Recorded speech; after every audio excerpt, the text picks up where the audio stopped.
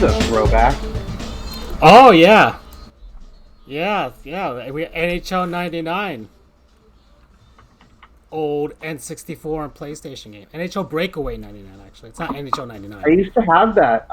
The second I heard that theme song, I just got transported back to like 1999. 1999. Yeah, yeah. I got good old Steve Eiserman on the cover. And hey, what's up, Freddie? How you doing, man? All right. So welcome to Sports Goofs 77. I'm currently joined by Andrew. I think Charles will be coming in at some point later in the show, but I'm joined by Andrew, who, of course, is going to be extremely happy in this episode because the Tampa Bay Lightning are the Stanley Cup champions. And that's why we have a pretty hockey filled episode today. I have a lot of treats for you, Andrew. NHL Breakaway '99, Steve Eiserman on the cover. I'm sure tons of Lightning fans are thanking him for starting this entire process years ago now, and he's with the Red Wings, of course, now, but it's the culmination of a dream, right? Yeah, we are not Stanley Cup champions if it's not for Steve Eiserman. Um, he passed the bill off to his protege, if you will. Let me Julian Breezewa, if I remember his name correctly. That's terrible. Our current GM Right. um, was kind of the assistant GM while Stevie Y was here. Um, Yeah. but I saw a lot of people talking about it, and they said that ultimately, end of the day, even though Eiserman got it started, it ended up really being Breezewa's team, if you will, because he made a couple of trades that really kind of got us over the hump, if you will, after last year. Julian Breezewa, I was right. All right. um, So we're gonna get into that. Let's do our because we're gonna jump right into hockey. Charles is not here, and we'll talk about basketball, I guess, in the second half of the show. So last night, Tampa Bay Lightning get to Game 6, uh, and this was not. Yeah, they took care of business at the beginning of the game with regards to the goal scoring, but man, this was not an easy game from start to finish whatsoever. It was more of it wasn't. a war of attrition, really, for the most part after that first period. From my standpoint at least, and I I mean, remember messaging, of course, the group chat, counting down the minutes. Of course, you don't want to do that. Of course, your mm-mm. main your main message to me and Charles every time we mentioned the Lightning game or you was shush. So Seriously, he can attest to that. Charles can attest to it. Is if I will I always say shush whenever they talk about it. I am not a superstitious person by nature, but when it comes to sports, I can be quite superstitious. Um, I forget if I mentioned this last night, but like for instance, I won't wear any articles of clothing that are the. I'm a little stitious. Yes, I'm a little stitious. Um, I won't wear any articles of clothing that are the opposing team's color. Um, so like it makes my wardrobe a little bit harder. Immediately, it's easier to deal with green because green is not exactly a major part of my wardrobe, but like you get my point. yeah, Uh, I'll always wear tomato emotes. I always wear a Tampa Bay Lightning hat. when we're playing. I'll always wear UCF clothing or hat or whatever when we're playing, et cetera, et cetera. So yes, I'm a little stitious when it comes to sports. So So part of that superstition is not saying anything that would potentially uh, jinx anything, and that's why I keep saying shush. yeah, I mean, I don't trash talk online, especially like on Twitter or anything because of it. I don't want to be on old takes exposed, Yeah. freezing cold takes. And wow, the Yankees are up 2-0 as Aaron Judge has smacked the home run in the first inning against Shane Bieber. Oh, So yikes, statement right there from the Yanks. And it's a good thing. Wow, it's 1-1 between the Lightning and the Stars in this N64 game. All right, so and yeah, Freddie won both of his baseball leagues. So there you go. congratulations, Freddie. So Oh, and uh, Freddie, to follow up, I should have told you this the other day, but yes, it was indeed death by Mahomes last night. oh Uh, yeah, he's been my Freddie's been my mentor, if you will, in fantasy football. your Since this is my fantasy first, Sherpa. exactly. Um, this is my first season doing fantasy football, so I've been asking his advice, things like that.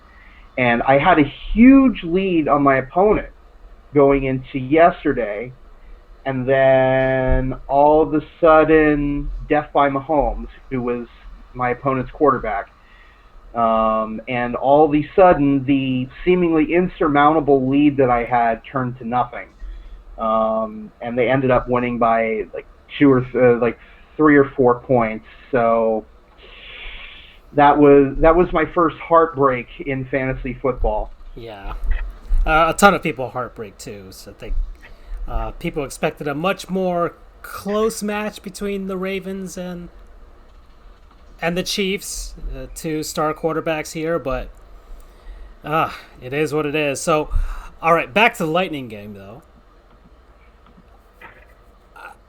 So, I guess to the series. So we have Victor Hedman winning the Conn Smythe Trophy, a defenseman winning the trophy, and I think well deserved.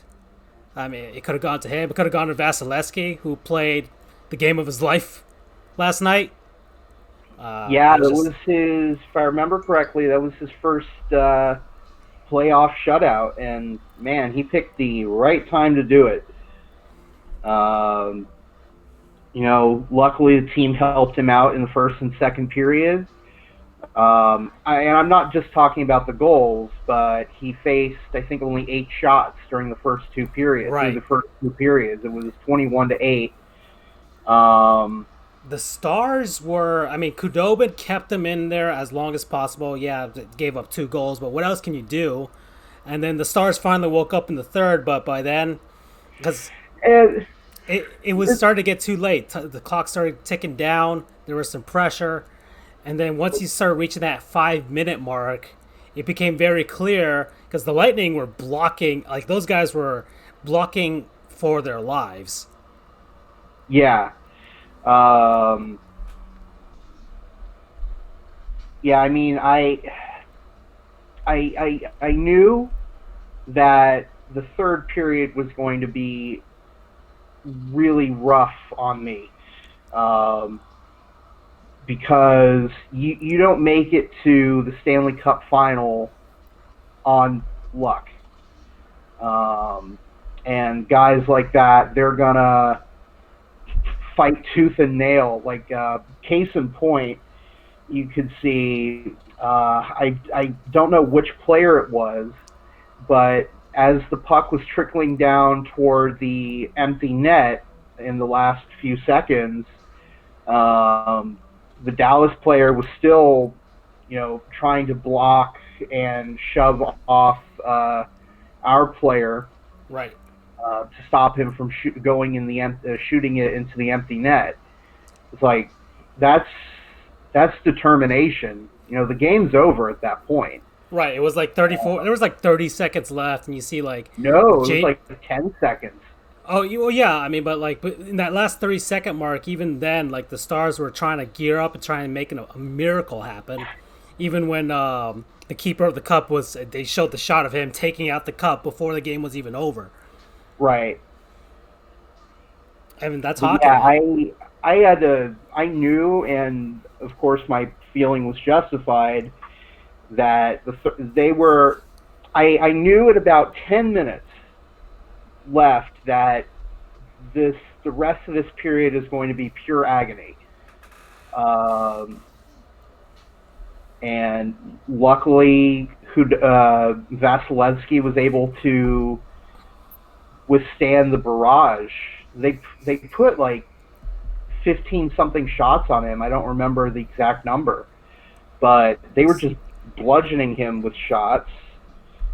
Luckily, like you mentioned, a lot of shots were blocked. Those guys were they did not care about their well-being for that last bit of time. So Um, if you look at, well, I guess you can't see it from here, but I love the NHL app when they have like this feature called Game Flow, and it's essentially the action and puck possession and shots being taken during the game. mhm. So it started off pretty even between the two teams, and then of course the Lightning had their first big spurt around the 10-minute mark of the first period, and that's when they got their first goal from Braden Point. And then for the most part, the Lightning controlled play for like the next 5 periods, and then the Stars kind of woke up towards the end of that first period, but then it was over from there. Starting off the second, the Stars push. They had that early momentum going from the last period, but then at a point when I guess they weren't really expecting it, Blake Coleman's goal goes in uh, at the 15-ish minute mark here. Let's see, I can't see at the 7:01 mark here in the second period. So then the Stars once again they try and control possession, but the Lightning went from there, and then it was back and forth. And you had a ping. Tyler Johnson's shot went off the goalpost, but at that point, the Lightning were controlling play. They were Right. just absolutely. So the Stars had tiny little spurts, but no sustained pressure, unlike what the Lightning did, where they just kept going at it. And they got 2 goals out of it from against Kudobin, and almost a third goal. And Yeah, then, and yeah, something. sorry. I mean, you made a good point about the sustained pressure. That was something we did really well for most of the series. Is that we would keep up the pressure for the most part, um, and we reduced the opportunities. I mean, obviously there were a few times like Game 5 was tough because uh, they got a few too many opportunities and a few unlucky bounces. Right. Um, but yeah, that was a big thing was our ability to control play, and you would constantly see pop up on the score bug as they call it, where they show the score, the time remaining, etc. Mm-hmm. They would constantly show time of possession and time in offensive zone, and the Lightning were consistently winning both of those. And that's a big key is being able to keep the puck as far away from your net as possible. Right. I mean, that was absolutely the that was basically the third period at the end with this, because I'm looking at this game flow here, and the Stars they had that, I mean, was sustained pressure for pretty much that entire last 15 or so minutes of the game there. And the Lightning were barely touching the puck, but like I said, Andre Vasilevsky stood on his head, and the rest of his teammates just blocking shot after shot after shot, Mm-hmm. um, because I mean, by the end of it, let's see here. I don't know how. By the end of it, I mean the Stars only had 22 shots on goal, but for the most part, those were pretty much in the third period. The Lightning had 29 at the end. They won the face-off dot at 53.4% against the Stars 46.6. Of course, 1 for 3 on the power play. Big difference there. Uh, uh, both same amount of penalty minutes. The Lightning actually came to play physically. They had 40 hits to the Stars 37, so they were very much toe to toe and ahead of them in that regards. Remember, that was my concern starting off the series was can the Lightning put up with what the Stars are going to throw at them, and they got plenty of practice thanks to the Columbus Blue Jackets series. And Yeah. 22 blocks by the Lightning to the Stars 16. And two less giveaways, 9 to 11. So the Stars had 11 giveaways, and they both equaled on takeaways. So, but yeah, most of the Stars' shots on goal, they had 4 in the first period, 4 in the second, and 14 in the third. Wow. Way to control the pace of play throughout. So That was another good thing was I mean the games that we lost, Dallas was able to control our shots. I know this. I know that I'm sounding very redundant and like, no, duh, you can't score if you don't have shots on net. But that's one of our strengths was just constantly uh, shooting the puck on net. right.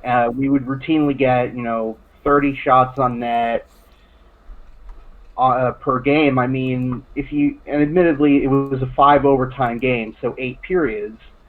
But in the opener against Columbus, where it went to 5 overtimes, we put like I think 80 something shots on net.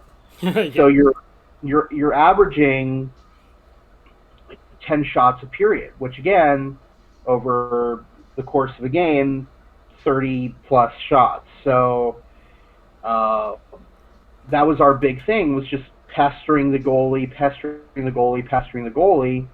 And how that helps is if you get someone in front of the net, they'll either redirect it, it'll bounce off of somebody, and that's where a lot of our goals came from. I mean, that's the mantra: throw the puck at the net and see what happens.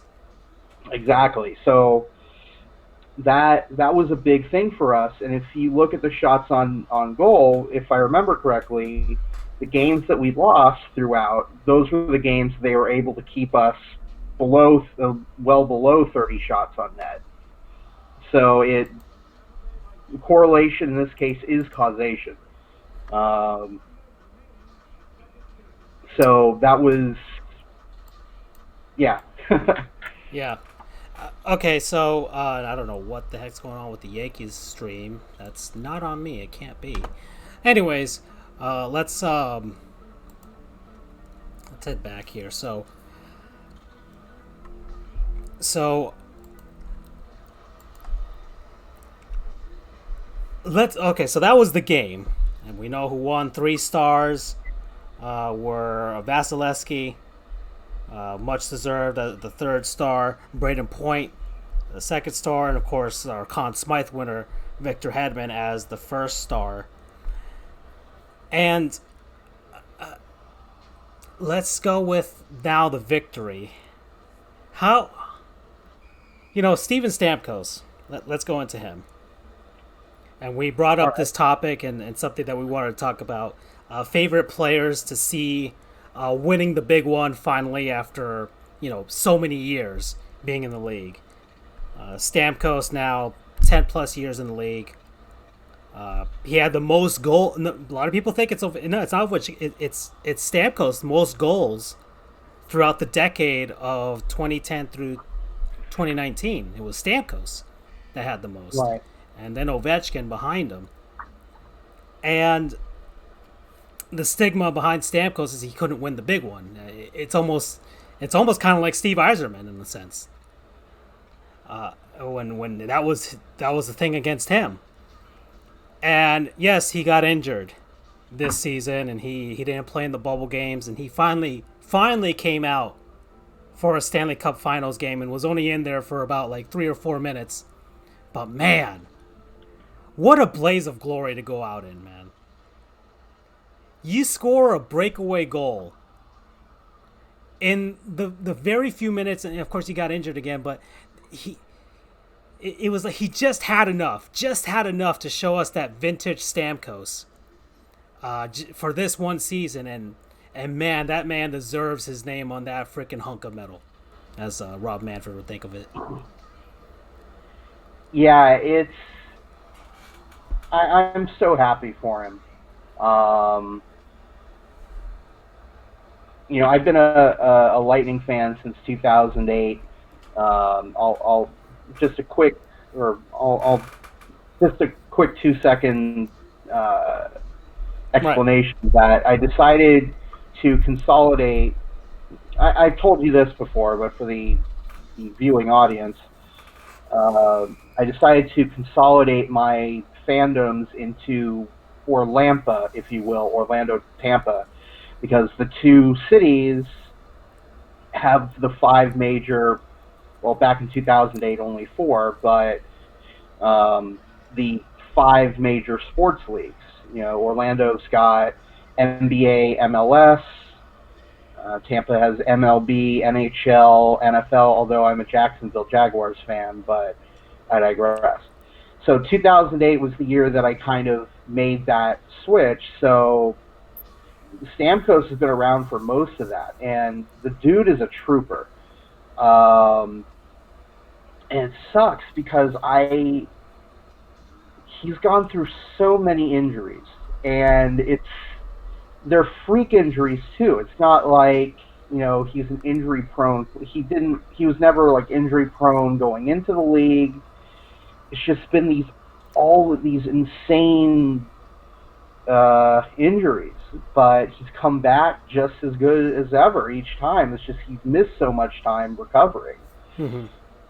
Like one time he broke his leg sliding into a net off of one of the posts. He missed a good amount of time with that. And someone told me that it was because of that they decided to make the posts a little bit easier to break away than they already were. Right. Um, because that just devastated him. And then he got hit in one of the playoff runs. He got hit in the face with a puck. He was gone for a few minutes, and he came back wearing a full face shield. Yeah. And it's like he may be. You always think your snipers and whatnot. There are these. I don't want to say fragile because any hockey player can't be fragile. It's not fragile, but those big bruisers or whatnot. You think Sidney Crosby is not a bruiser or anything. Do you follow? No, I get it. I mean, Stamkos is a center. He's and yes, he's been. Look, I mean, he's been in the league long enough. When he is healthy, and for the most part he has been. Of course, he wouldn't be scoring that many goals in a decade. Right. No, Because of remember, course. he's had a 60+ goal season, of course, already. So it's I just but mean that if he yeah, didn't yeah, have all these injuries, yeah, he exactly. He's not a notoriously glass player like I don't know, the hockey equivalent of Giancarlo Stanton, if you will. right. So even though he had a Um, freak injury with getting hit in the face, but he also got hit in the face. Wow. Anyways, but yeah, I'm so happy for him. He won second. That's a foul ball. Sorry. Uh, One of Tampa's players almost hit a home run. yeah, Um, so yeah, I'm so happy for him. I'm happy for all the guys that were there in 2015. I think I read there were 9 players carry over from our 6-game loss in 2015 to Chicago in the Stanley Cup. yeah, and of Um, course all the guys that were on that lineup for last season's heartbreak, which is what John Cooper said.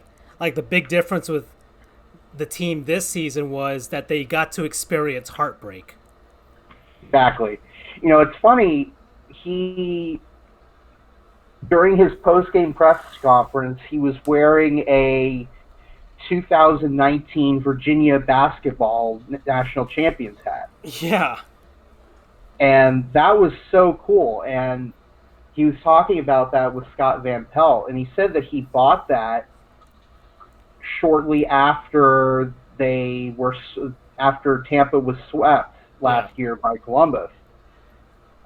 And he had to explain it to some of the players who are not from the U.S., who don't quite understand the concept of college sports, college basketball, and said, this is what happened, and why not us? Right. You know, why can't we be why can't we be the next Virginia?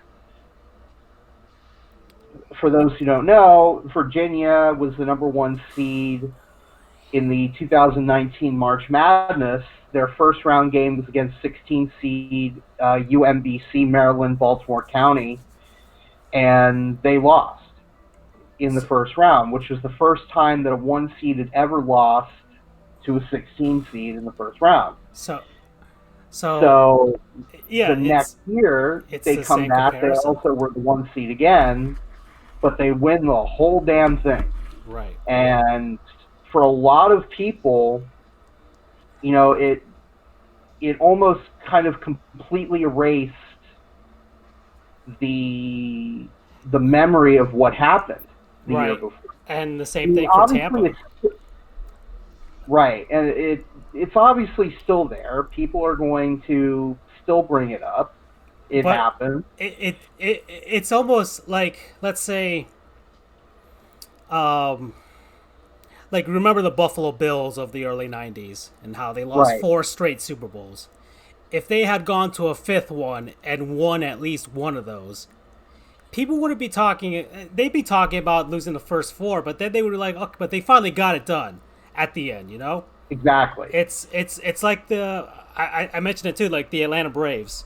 Uh, they've they all those division championships, all those things, and they got that If they one didn't win it, title. If they didn't get that one title, people would be much more hard on them than they ever have been. I agree.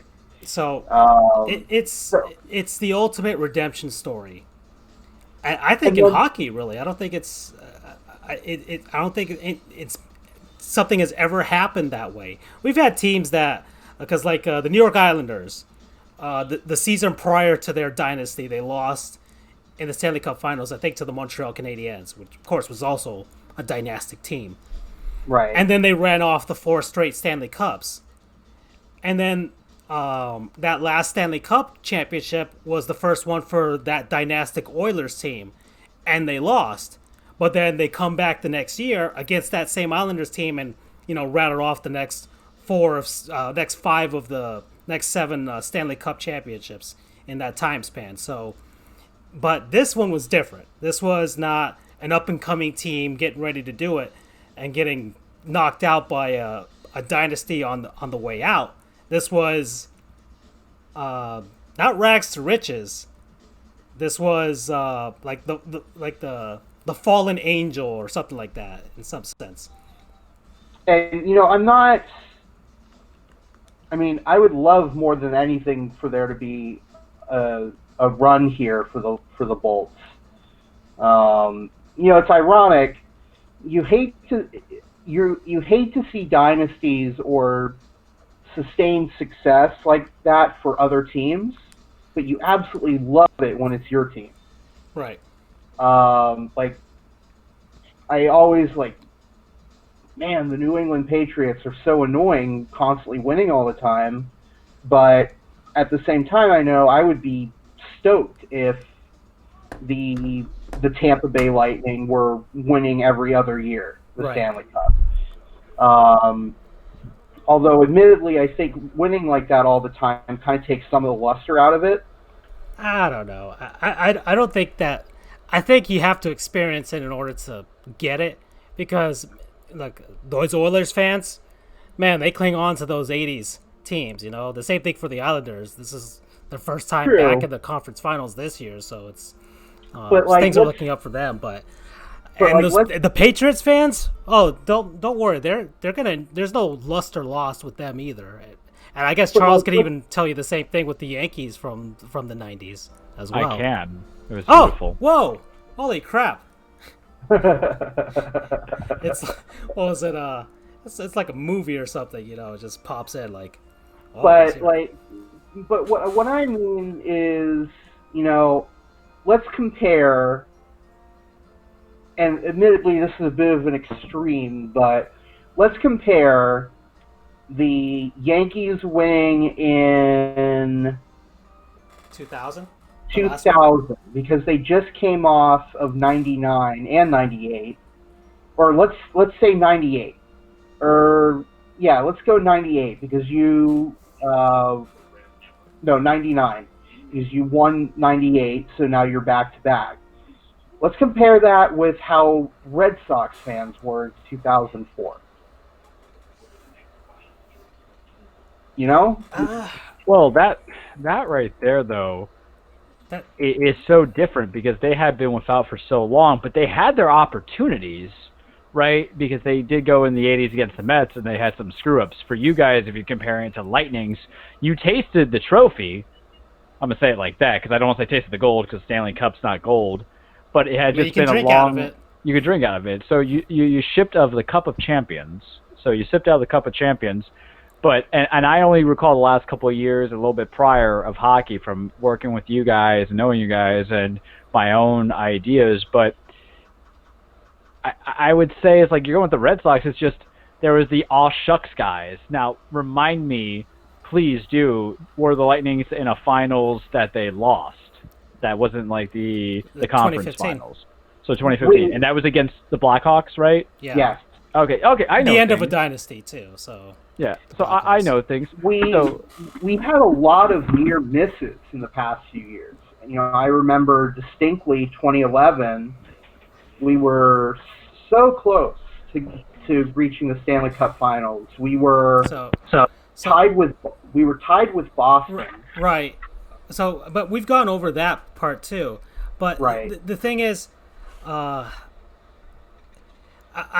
think this championship feels different than other ones because of the way you guys won it after being so humiliated last year. Remember, they made fun of you guys at the NHL awards.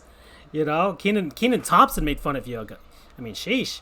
Yeah. So that embarrassment, and to come back and do it in the bubble, after months of them not being at home and things like that, to do it in two different locations. You went from Toronto all the way to Edmonton, which is about as far as you can get away from Tampa in the league.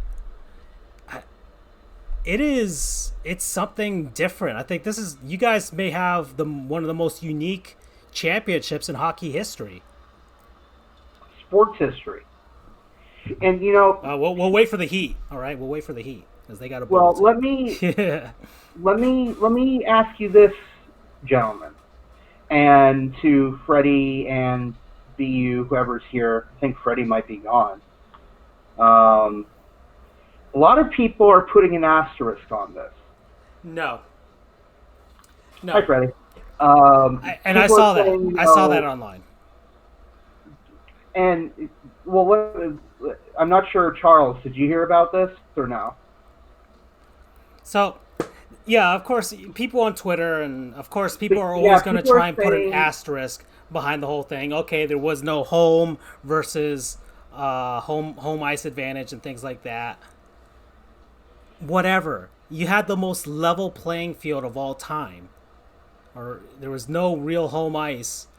But in the same regard, though, and there was this great article. Someone said, "Darn right, there should be an asterisk." That this was the toughest Stanley Cup ever, and in some ways, I agree, and I'm trying to be as unbiased as possible.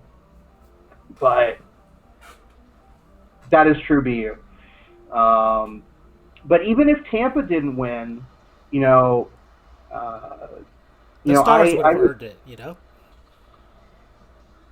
Yeah, but I would say in some ways it's like I said, it's tougher. Like the first thing you hear about these guys when they come back is them like hugging their children, their families tighter than they ever have before. You know, Tampa just got back today after 65 days away from their families. So I was just Um, looking at that home run which apparently from they the were Rays. promised that their families would be there, but that didn't follow. That didn't come through. Right. So So it's no. I if any sort of asterisk is going to be on it, like I said, that article. It's the asterisk is that this is it'll the be the toughest. opposite then. It's not like they had it easier; they had it harder. Exactly. And even though they were safe in the bubble and whatnot, which shout out to the NHL. What an awesome job they did with those bubbles. Yeah. Incredible job. Not a single person got sick. Not a single person got sick. Some of the AI in this game is lacking. 1999, baby. um, that is the way to do a bubble. You know, the NBA didn't do as well. You had that guy running out to get what? He went to get some like DoorDash or whatever. Yeah, yeah, the NBA bubble, and then they had to quarantine him. Even if he didn't get sick, they were uh, being the most cautious of if anything. Right, but Yeah, the NHL didn't have that issue. they did it right. Everyone was 100% on board. Although, like, there was an article I, I, ESPN did they published. boo Gary Bettman? Like, did they put a boo track? I don't think they did. I honestly wasn't paying attention because I was kind of in tunnel vision. Yeah, Um, I don't think seeing, they did. There might have been like a half-second boo, but I don't think they did. I mean, normally I keep an eye out for that or an ear out, but I wasn't keeping an ear out whatsoever. I was just, you know, glommed over and just So like yeah, not just the crying, but entire. like, oh my Did you have your god, cheer wine? yes, I did. Did you bust out the bubbly?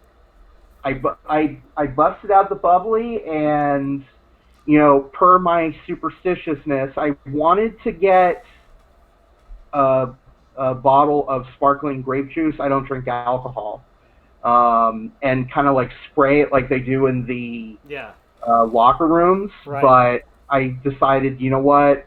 I'm Gotta not make it going to do messy. anything special here. Just what do I have at home? And I had a can of ginger ale that I did that with. Okay. So It wasn't nearly as fun as I thought it would be, but I did that with some ginger ale, drank a little bit of it, and I had a couple of bottles of cheer wine. Which, for those who don't know what cheer wine is, it is the greatest soft drink on the earth. so all right. So now they've won, and you have been looking at merchandise, of course. Yes. And actually, I'm going to put this on the screen here as well because we might as Yes, well it look is. at the championship gear now that they've won. Yes, Freddie, it is cherry. It's I can't really describe it, but probably the most similar thing would be something in the range of cherry Pepsi, cherry Coke, something like that, but infinitely better. So we've got all the Stanley Cup championship gear here. There's pretty much everything under the sun as we would expect. I would assume you're going to get the hat Yes. at the very least. You got the T-shirt, of course, the name of all the players in the back. You've got the scarf. You got the you should get that Stanley Cup there. Yeah, get one of those. That's what I would do. You got the flags. You've got and of course the jerseys, which is the big thing that you have your eye on right now. Yeah, So I don't own. You guys know this, but I don't own any hockey you jerseys. can get a mask too. because it's Yep. 2020. So I'm strongly considering getting a jersey. Um, if anyone has any suggestions on them, I on the one hand, I really do not want to have to pay 140 something bucks for a jersey Right. if I can get it cheaper. But at the same time, I'm very cautious about those knockoffs from China or whatever. Yeah. Um, so I don't know. And then, at the same time, do I want to get uh, the replica version or do I want to get the authentic Ooh, version? the authentic is gonna cost you a pretty penny, dude. I know. I'm like, I don't even have an NHL authentic jersey. do you have the I just have the replicas. I just have replicas. Aside from the retro starter Florida Panthers red jersey for the '93 version. That's the right, only authentic one, and of course, I got that on the cheap because it's old and it's from eBay and things like that. Because right, it has the fight strap on it, so that's right? the difference between the authentics and the replicas for the most part. And I think the authentics are made by Adidas, while the Right. replicas are made by Fanatics. Do Now this is a question I was going to ask you in chat, but I'll just ask you right here, right now. How good are those jerseys? The They're replicas. fine. No, they're fine. Of course, the material is not the same because the authentic ones are everything's completely stitched, whereas the the replicas it's not it's I guess the semi screen printed in some ways. The last one that I have is the Panthers one, but I think that's hold on, I think that's a Reebok replica. I don't know if Fanatics has pretty much the same thing or not. I don't have a Fanatics version of it, so that's kind of the only thing I would tell you. But I mean, the authentics are a pretty penny, and of course, for the I mean, they're not really as warm as a real jersey, I guess. If the idea is just to wear it, and listen, you don't wear a hockey jersey every day, especially here in Right. Florida. That's more of a game time thing, or the off chance you get to wear it when it's 60 degrees here in Miami that one day a year. So uh, just think about it. I haven't bought an authentic at all lately. Of course, the Panthers haven't done anything near close to what you guys have done. So I might change my tune if, in 2040, whenever they win the Stanley Cup and I'm, on my deathbed. Yeah, sure. I'll get the authentic, bury me with it. But, that's $60 Stanley Cup replica right there. Ooh, yeah, you get one of those too. I'd be going ham right now with this stuff if the Panthers won. So Yeah, I you can go a tiny bit ham and get yourself, at the very least, a replica jersey. I think, especially if you don't have one yet, you might as well get one to represent the Lightning. yeah, I that's what I'm thinking of doing. You know, First I have to get a steady job, which please for the love of God, I need to pass that freaking bar exam. Um, a tiny bit ham. Um, well, my ham is going to be less ham than some people's ham. Um, Now, something that is really ham is, I'm not sure if you saw it in passing on there, but they have a puck basically that contains melted ice from the melted game used ice. Yeah, That's ham. yeah. And believe me, I actually considered it for a half a second. It's Um, yeah, it's a lot of. I mean, you have these knickknacks, and of course, look, these are collectibles. A lot of these, and yeah, collectibles are inherently only valuable to those who see it as valuable. right. So if you buy it, it'll be something that you could put on your mantle and be like, 10, 20 years from now, you can look back and be like, hell yeah, we did it, man. We did it back in 2020. Yeah. So, So, I mean, I don't want to seem like I'm flaunting wealth or whatever, because I surely am not. But I normally try not to make rash monetary decisions, but I think this is one instance where I'm going to make an exception, because I've been waiting for this for quite a while, and it's been heartbreak after heartbreak. 2015 sucked, 2011 sucked, 2018 sucked, 2019 really sucked. But finally, we climbed all the way to the top of the mountain, and Stanley's getting a tan once again. He really needs it. It's been a long while since he's gotten a much needed tan. that's true. Yeah, when was the last Sun Belt winner? Let's see. Before you guys. I guess Los Angeles. Does that count? Yeah, the Kings. Yeah, 2014. Let's see. So let's see. 2015 was Chicago. 26. Yeah, 2014 was the King. 2012 was the Kings again. You had the Ducks back in 07. The Canes back in 06. You guys back in 04. And the Stars back in 99. So Here, those I'm have looking been it up the right Sun Belt winners so far. I'm looking up who. Because the Panthers lost their one, the Knights lost their one, the Predators lost the one that they went to. So Here for we the go. most part, and let's see, I don't consider San Jose Sun Belt, but I guess they kind of sort of are. I'm trying to see. Okay, here we go. No, that's not it. Damn it. Yeah, this is some good stuff, man. This is some great stuff right here. I just look at this in envy. Really, I am supremely jealous of you. I don't even play golf, and I would buy those golf balls. Dear Lord. Oh, look at that. Oh, you see this one in the middle, the minimalist art print with the lightning bolt and the Stanley Cup? Yeah. All right, you hang that one in your office. That's a good one. Yeah, I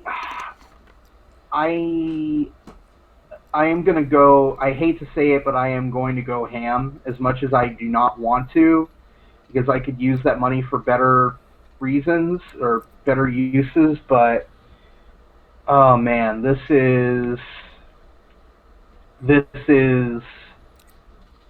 means a lot. Yeah. And it's not like, once again, there's no real rush for you to get this. There's going to be stuff. You're going to get the jersey at some point. There's no rush to get it. Heck, you can even wait a little bit for it to go. Well, the thing that worries me is they briefly sold out of jerseys last night within 2 hours. Yeah. I'm worried more than anything. I'm worried that and look, I get you'll miss out. You'll miss out. This is major FOMO, my friends. Major FOMO. So, I mean, at the very least, and of course, you have the backup plan is just to get a regular jersey. And stitch it on. And buy the patch separately, and stitch it on there. So. Well, let's see. So BU says, well, San Jose never won the cup, so. No, he was just talking about my comment on whether they're considered Sunbelt. Some people do consider them Sunbelt, even though I don't. Like, if you've been to the Bay Area, it's not really Sunbelt. Would you consider St. Louis to be Sunbelt or no? No. Nobody else considers them to be. And then DC, obviously not. So 2014 Los Angeles would be the last Sunbelt winner. Yeah. So. Oh, and fun fact. Tampa is the first team from the 1990 expansion teams on that has won 2 Stanley Cups. Yeah. Expansion / relocated Sunbelts, because the Stars This is their third Stanley Cup since moving, and they won the first one back in '99, then they lost in 2000, and now this one. Yeah, in a heartbreak for that matter. Yeah, Um, they pulled they pulled, minus the whole controversy about the skate in the crease, but they pulled a New Jersey pulled a Buffalo Sabres on them. You know, yeah. overtime winner by Jason Arnott, according to Gary Thorne. Who, man, I love you, Gary Thorne. You're such a great announcer. I miss you. So, all right. So, gosh, man, we've been on this 51 minutes. I want to get to some smaller segments, but I have Tampa ties to these, so I think you'll enjoy this, Andrew. By all means, go ahead. All right, so I guess we can update on the baseball playoffs happening as they open today. Yanks are up 2-0 on the Indians. Yay! The Rays are up 3-1 on the Sure. Jays. The Minnesota Twins disappointed all of baseball Boo! and lost 4-1 to the Houston Astros. So the Twins choking in the first round as always. The Oakland A's choking in the first round as always. They lost 4-1 to the Chicago White Sox. But of course, Lucas Giolito almost threw a perfect game. So what are you gonna do? Yeah. So, and I guess there's some tennis and soccer that's happening, but who cares about that? Let's go to which one do I have here? Let's go to player we remember to forget. All right, so we'll highlight a player. I can get this one out of the way as that one goes into the gap, and the Yankees are going to score the third run here. Yes. Yep. So it's 3-0 Yanks out in Cleveland. Let's see, where am I? Oh yeah, I'm here. So let me see if I can clear this screen, please. Thank you. Alrighty. So player remember to forget is Keith Osborne. All right.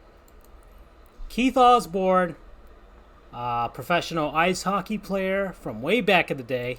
You know why I picked him, Andrew? Why? Because he was on the inaugural Lightning team. So Okay. it's just to show how far the franchise has come. Keith Osborne, he was a right winger. Was drafted in 1987 in the first round, 12th overall by I think the St. Louis Blues, and he played for the Blues back in 89/90 and the Lightning 92/93 inaugural season. Played only 16 games in his NHL career, scored only 1 goal, had 3 assists. He is currently a head coach of the Wayland Junior Canadians Junior B hockey team that plays in the Greater Ontario Junior Hockey League. That's the most I could drum up about him. So there you go.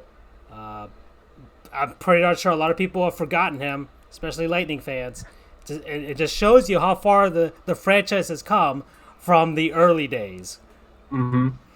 So we got that. Then let's head on over to better know a minor league team. Wait, before you go Yes. onto that, I too have a player to remember to forget. Oh, okay. Shoot. And it also happens to be related to the Tampa Bay Lightning. Alrighty. It is Manon Rhéaume. You're gonna have to spell that one for me.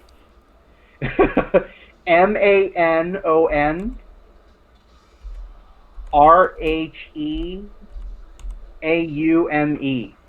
Ah, actually, this one belongs in. You go, girl. There we All go. right, so I'll hold off. Well, I mean, hold no, off. actually, no. Talk about her because I had a different You Go Girl, but let's do a Lightning You Go Girl. All right. So, less than a week ago, as a matter of fact, was the 28th anniversary of Manon Rhéaume becoming the first woman to play in a major North American pro league. Admittedly, it was an exhibition game, but still, history nonetheless. It was one of the exhibition games for the Lightning in their inaugural season. She played goaltender. She faced off against the St. Louis Blues. She was 20 at the time. Admittedly, just from a neutral standpoint, not necessarily the best performance. She played, in her one period, she allowed 2 goals on 9 shots. Not exactly the best. But still, talk about... Oh, look at Freddie. She was a Tallahassee Tiger Shark. Ooh. Well then. Andrew, you know who the Tallahassee Tiger Sharks are, right?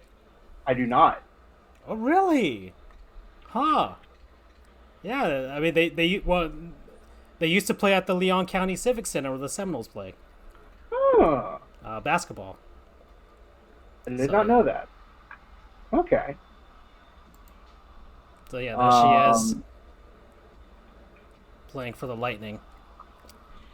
Now, when I watched not that video, but a video about her, and it was, I think, Phil Esposito was saying that he essentially brought her in as a, I don't think he said publicity stunt. Maybe he did. I don't remember. But, you know, in hindsight, it was much more than just a publicity stunt. You know, that meant a lot to women. You know, her son now is a prospect for the U.S., which is interesting since, you know, she's Canadian. I mean, how could you not be with a name like Manon Rhéaume? But her son plays for the U.S. He was probably born in the U.S. But, I mean, look at that video right there. Well, she's there. She's there coaching the Little Caesars junior hockey team. By the way, Little Caesars junior hockey team in Detroit, one of the elite junior hockey teams in the U.S. Really? A lot of NHL prospects around the Michigan area come from there. Or really not just Michigan, but like around Ohio and West Pennsylvania and stuff. Yeah, they'll go and play for Little Caesars. So and of course, Little Caesars owned by the Ilitch family, who of course ran Little Caesars and the Detroit Tigers and the Detroit Red Wings. So there you go. But you know what started out as possibly a publicity stunt, you know, it's turned into so much more, and you know, I'm so excited that she got the opportunity. Pizza. I wonder if their after-game meals are always Little Caesars pizza. I would hope so. I would hope not, because you don't want to end up looking like Papa John after eating 40 pizzas in 30 days. Listen, that's just how it is. But I remember law school, you know, when you got that mega pizza, it was clogging my arteries. But granted, I shouldn't even talk because you guys already know what I'm going to attack later this week. So I recant that statement. I recant that statement with those Cheeto chicken stuff. Okay. So it's cool that my franchise was the one that kind of broke a barrier in a way, if you will. I mean, I know that was maybe not the intent at the time, but it's taken on so much more meaning over the past 28 years. So that's really awesome, and alrighty, that's an awesome way to kind of loop in a few segments here. Yeah, well, I have another one with you, because we're gonna do the Lightning Love Fest right now. All right. So, better know a minor league team. Let's get Papa John off of that, because that is starting to freak me out now. He is the complete opposite of the color blue, right there. So, better know a minor league team. We're gonna go to Syracuse, because that is home to the Syracuse Crunch. Trash. And do you know who they are, Andrew? Of course. They're our minor league affiliate. Of course, yes. The Syracuse Crunch, the minor league affiliate of the Tampa Bay Lightning. They were established back in '92. Originally played as the Hamilton Canucks, then moved over to Syracuse from Ontario in '94. They're in the American Hockey League. They've been the Lightning affiliate since 2012. They were previously the Vancouver Canucks, Pittsburgh Penguins, Columbus Blue Jackets, and Anaheim Ducks affiliates. They don't have a single Calder Trophy, which I was surprised by, but they do have a ton of alumni that were on this championship Lightning squad. So I mean, just to rattle them off, like some of them, I mean, sheesh, Andrei Vasilevsky, Braden Point, Nikita Kucherov, Andrej Palat, Killorn was on there, Tyler Johnson. I mean, these are the core pieces of this group, and they all passed through Syracuse on their way up to Tampa. So, I mean, sheesh, man, what a way to pump out some prospects and actually have them do well in the league. Just a fantastic job by the Lightning scouting over the last 8 years. No kidding. Steve Yzerman for tearing it down and building it up again and doing it the right way. Just to lay the foundation for this run, finally. Of course, just to finish off Syracuse, they play out at the Upstate Medical University Arena, which was built in 1951 as a war memorial arena. Capacity of 6,159. That's all I got for the Syracuse Crunch. They have kind of a weird 90s 2000s logo, but it's minor league hockey, so of course it works. So and they got the lightning bolts on this guy's helmets to indicate the connection to the Tampa Bay Lightning. Of course, they are also an affiliate for the Orlando Solo Bears of the ECHL as well. So there you go. Man, talk about how happy I was when my hometown minor league team became the affiliate of Tampa. They weren't for a while, and then that changed, I think, a season or two ago. Yep. Yeah. So, and BU, is Bonino a BU alum? So Nick Bonino, there he is, from Hartford, Connecticut.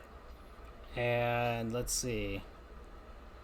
Yeah, he went to Boston University. There you go. An aside. Well, not player remember to forget, but, an aside there. All right, so let's see. I want to get the Lightning Fest out of the way here. Okay. Let's see. We did a You Go Girl that was unexpected but nice. Player remember to forget. All right, and Andrew, I have to get this out of the way. The Love Fest is gonna get a little painful right now, but some people are into that. All right. Okay. Some people are into that. No kink shaming. Gottlieb's Goons. I know where this is going. Oh, you know where this is going. I predicted in about 2 weeks the Tampa Bay area, Hillsborough County, Pinellas County, and whatever the hell else other counties around there, are about to receive a spike in our good old buddy COVID. And what is COVID? It's no such thing. Well, according to Tampa, it doesn't exist. So I have to show this. We're gonna go on Twitter. I get celebrating the Stanley Cup. I get it. And listen, I am talking about this knowing that if the Miami Heat win the NBA Finals, I believe we're gonna have about a couple thousand idiots ourselves down here doing the same thing. So, just in case, in about a week and a half from now, if that does happen, I understand. But Uh, I'm just saying, like, there was a lot of partying going on last night in front of the Amelie Arena. I find it a little irresponsible, Oh, and it's totally irresponsible. you know, the Lightning are gonna have a parade. It's gonna be a boat parade, but you know, those guys will be safe on the water, but the people on land, oh boy, yeah, no, yeah. Last night was just no bueno for me. We've got the Bugs Bunny gif, of course, him chopping off Florida from the rest of the United States, and Yeah. I think it's warranted here. Yep. So yeah, there's some images here of what looks more like a rave than a Lightning championship there, but yeah. So the Stanley COVID they won. Oh boy. So there you go. Just goons. Just goons. All right. Just goons. Enjoy your cup victory. Listen, the Panthers fans, we can't afford to do this insanity right here that the Lightning fans are doing. There's only 20 of us. All right, it's gonna decimate our fan base down to 10 if we get COVID. So we just can't. We can't afford it. All right. Enjoy yourselves, but we'll check back in 2 weeks. Any goons from you guys? I thought I had one, but given circumstances, I was a little ill approached. I know I always crap on Skip Bayless, so that's a little bit too easy. So Yeah. I'm actually gonna go He's with like the eternal goon. I think what I'll do is I'm just gonna kind of do it as how do we want to be nice to goons? Yeah, I guess it's tough. It's tough Goon redemption? No. Goon redemption. Goon I redemption. mean, there's always possibilities. There's always possibility a goon could become an MVP one day. Yeah, do they have a chance of doing a goon redemption? That's too much hope going on. We don't want to believe in that. But I'll for the sake of consistency and for the sake of all things consistent, Rob Manfred, you're still a goon. There, that's my goon because right. I had a guy That's an and eternal it me. goon as well. Yeah. Alrighty then. Yeah. Oh, actually, you know what? I'll divert it. I will give a goon. The NFL, if the Titans and the Vikings have a whole lot of a spread and you still plan on playing the games for the respective teams, for the Titans at the Steelers and whoever the hell the Vikings are going on, because you've had ample time to prepare for this. You have not. So, best of luck. That's all I got. Yeah. I don't think there's a taxi squad for these teams. All right, so Goondication has to be a segment in the future, Freddie. I like that idea because there's going to be a guy who sees the light and then donates money to the Humane Society and saves a baby from a fire. So we table that now. Yeah. All right. So we're at the halfway point, or we're well past it, really. But we had to get our Lightning Love Fest. Andrew, we dedicated the first half of the show completely to the Lightning. So there you go, man. Congratulations. It is much appreciated. This is the first time that one of our teams has won one of the major North American pro championships since this show has begun. So we'll check back in a week and a half and see if we'll be celebrating again. Hopefully we shock the world in the NBA. And the Marlins meet the Rays of the Yankees in the World Series. To one of you, go F yourselves.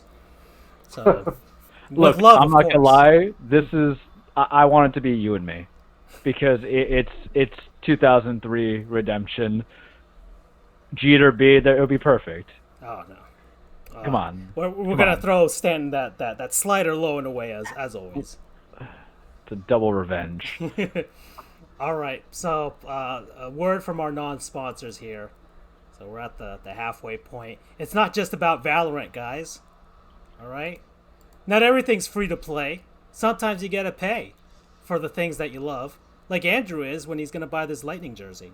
Mm-hmm. So, who wants to start for this week? I could start. Yeah, all righty then. So, normally I go with food. But today, destiny dragged me into a different mark. I came home, my I poor thought you were puppy. playing Destiny. I'm like, what the hell? No, it's been a bit. I should probably go and continue too, just to finish it for story's sake. But that's a different story for a different day. All right. My puppy wasn't feeling well, Oh. obviously. Old big boy left a little bit mess of the old diarrhea. It's probably because I gave him some French fries from Wendy's last night. Of course, that was originally gonna be my Out of all the non-sponsor. French fries you give him Wendy's, no wonder he crapped all Yeah, over your but food. I tried the new pretzel bun, and that would have been my non-sponsor. But like I said, there's greater calling sometimes. So puppy wasn't feeling well. I'm checking around the house. I'm like, it's okay, buddy, it's okay. I go to this certain place because I had to get a whole bunch of cleaning supplies because there's a difference between when you got a chocolate bar and you got chocolate cake, and you got to clean up a different thing. So I live right by Walmart. I know I'm giving into the big machine, but my non-sponsor is Walmart for just having what I need. I had to get bleach. I had to get some pet odor smells. I had to get some paper towels. I already had paper towels, but I knew I was at least going to go through a big portion of the roll. So and then I got him a little doggy treat. He's sensitive. He's a sweet boy. 10-pound pit bull hound mix. Not 10-pound, 10-year-old pit bull hound mix, 130 pounds. You know, we do what we can. So I got my cleaning supplies in there. I bought some fabric refreshener too because my suits in my car are kind of smelling a little funky. So before I go to the cleaner, I'll just spruce them up a little bit. Got a wedding over the weekend. So Walmart, you got what I need. It was pretty easy to go in there and get my little cash drives. That's fine. I personally, and I know it comes at the expense of some jobs, but I like the self-checkouts because I worked in retail for a very long time, so I don't sweat bagging no groceries. I'm Kurt Warner up in this right here. Bag groceries and win a Super Bowl ring. So Walmart, thanks for having my stuff. God, I hate it. Usually it's Amazon, but had to go over there, so give that shout out. They also do for anybody buying video games. They have low price. They have lower price gaming because new games that come out, they won't charge 60. It will be 50. It'll be interesting to see what happens when the next gen consoles come out. They'll do the same rate. I doubt that they would, but If hey, you can get a next gen console. Yeah, that's a discussion for a different day. Yeah. Coming into it because I can get it for dirt cheap. A lot I can of get pre-order disasters happening over the last couple weeks. I've never had a pre-order problem. It's weird. I just show up and I get it. Like I got a Switch, not a Switch, but a Wii when it was so in high demand at a Toys R Us one day. I'm like, hey, you got this? Yeah. Walmart will probably have that. Walmart, it's the place where you want to shop, right? Whether or not they are actually cheaper than what you think are, we're deluded to believe so. But in these times of the Rona, I rather just get my stuff, not interact with people, go myself check out and get the stuff that I need. So Walmart, my non-sponsor, promo code great value. I'll be cheesy today. So Freddie asks about Wendy's, by the way. He asked Okay, you, how was so I'm a steal. I'll have two sponsors for today. So Wendy's, my other non-sponsor. I tried their pretzel bun pub burger. I liked it, but the meat, they have a chicken and a meat form, or I'm sorry, they have of course chicken's meat. They have a chicken and a hamburger form. I had the hamburger form. The toppings on it were very tasty. The cheese was melted because I think it was curd cheese. The bacon was strong, like good, crispy, thick bacon, like thick, like Donald Trump meme thick, with a little bit of pickles in there. The meat itself was a little bit less flavorful because I think they impose on the pretzel bun more than putting in some seasoning because I do love me Wendy's meal burgers. They're one of the few fast food, and I haven't done fast food in a while because I've been good because I'm trying, you guys. But oh man, it was so tasty. But I liked it. I'm more excited to try out the chicken form of it with home style or spicy, and I think that will be definitely going. So it's pretty reasonable price. Try it out. You can try out if you want the chicken. I did the hamburger. It was good, like a 7 on the Richter scale of things. I still love me the oh man, bacon there is still so nasty good in their barbecue and their hot stuff. But I liked it. I think they actually would have benefited from some jalapenos, but this is what a pub burger might be. Right. Whatever that means, right? It's all debatable because I've never seen a pub burger that has kind of like a melted cheese curd. But I liked it. The honey mustard was good. I love me some fried onions on there in the burger. So that's my double for you. That's my double, and that's probably what gave my dog an issue, the fries that came in it. But they also do have pub-style fries. So I promise you guys, when I go and clog my arteries for the chicken sandwich, I'll get the fry size as well, and a version of it.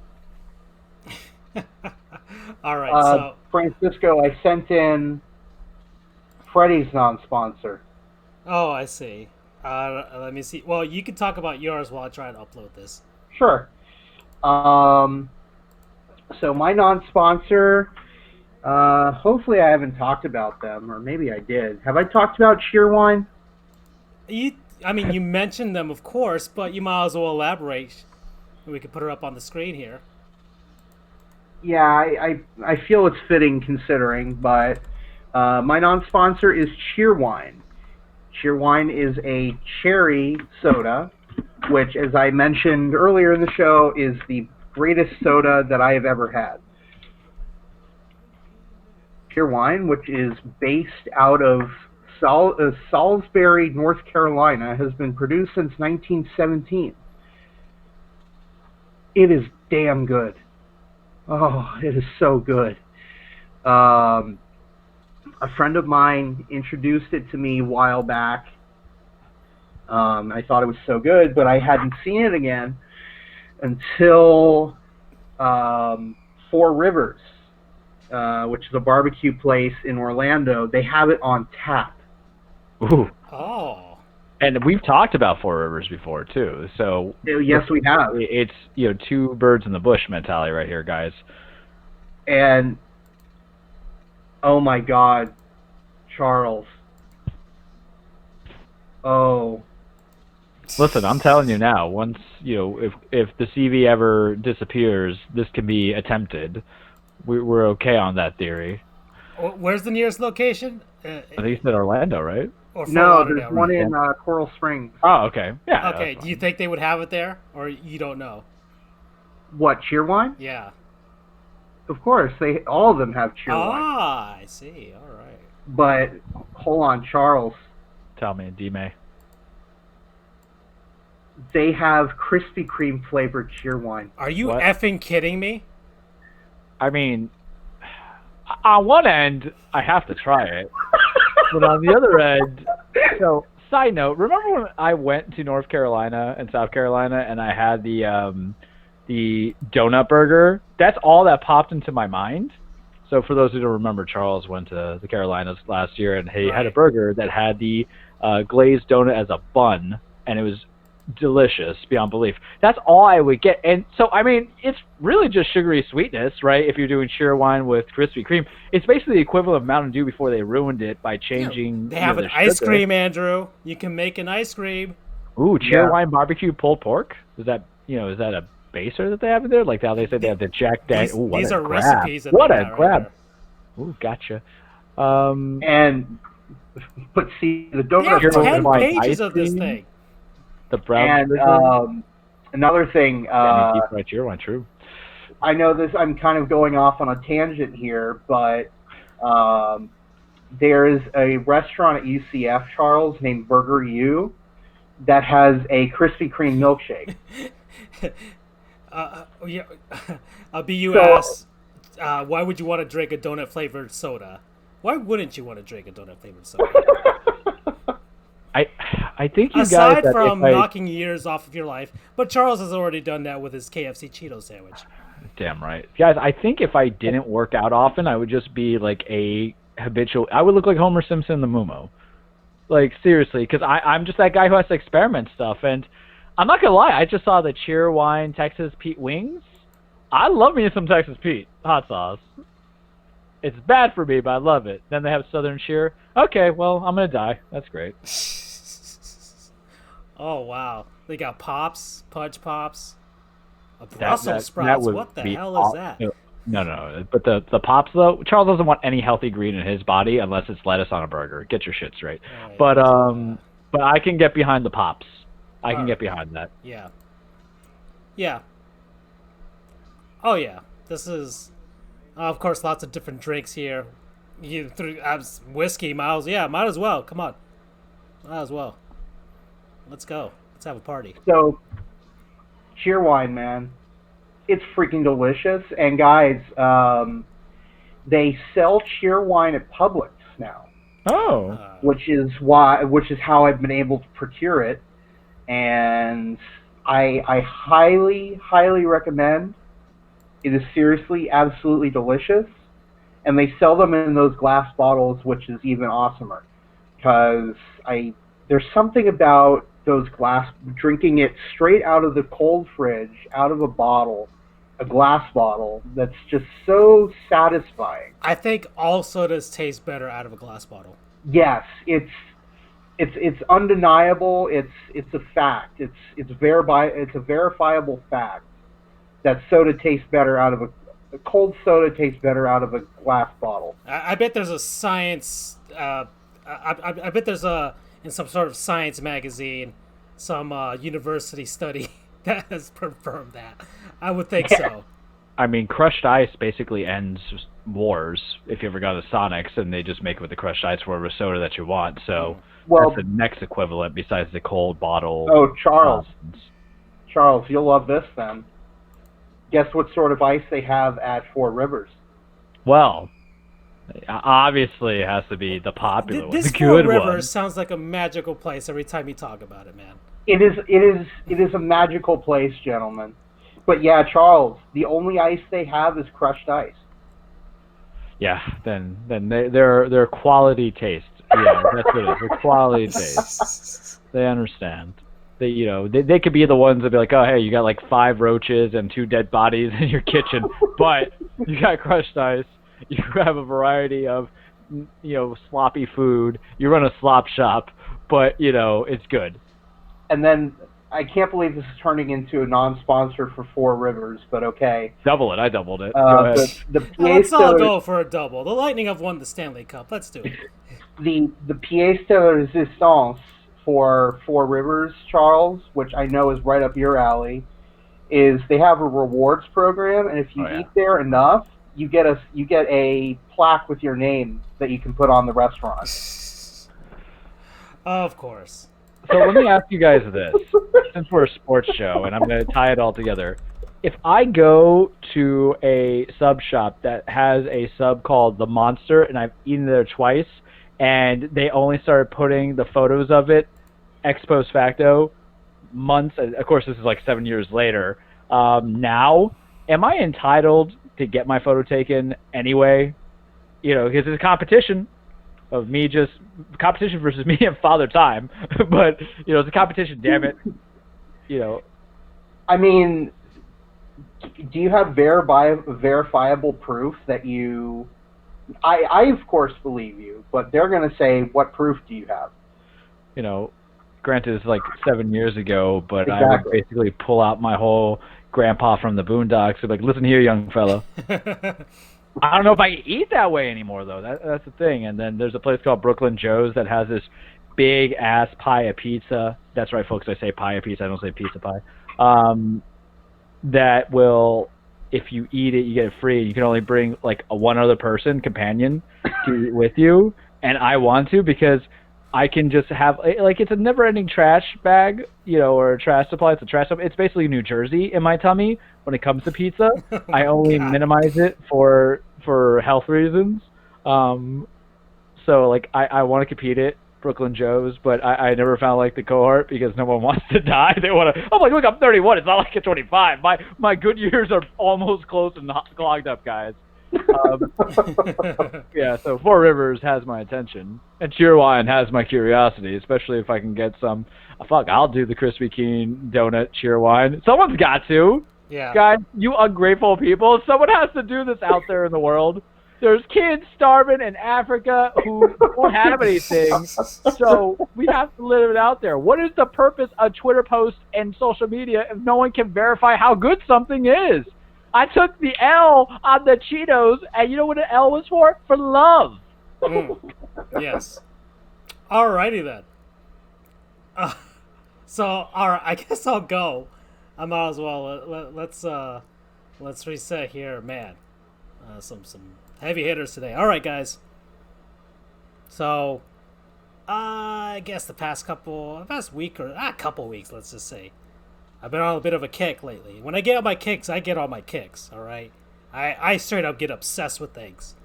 Whenever I'll listen, like, if I like a song, like, if I just love a song, I'll listen to it, like, 100 times within the course of a week. And only that song. I'll put it on repeat. day in and day out. So, um, guys, I'll say this, man. I can go into some weeb phases. All right, all right. I get into a bit of a weeaboo phase every now and again. And Charles, you know this. I've been talking about anime. All Oh right. man. So, there's one particular one on Netflix that I think people should watch because it's just stupid. Of course, lots of anime is stupid. I think most anime is stupid, but it's good stupid sometimes. All right, I'm not going to talk about JoJo's Bizarre Adventure. I'm not. I can't get into that. Is that a JoJo reference? I'm just not. Oh, I haven't gone down that rabbit hole, dude.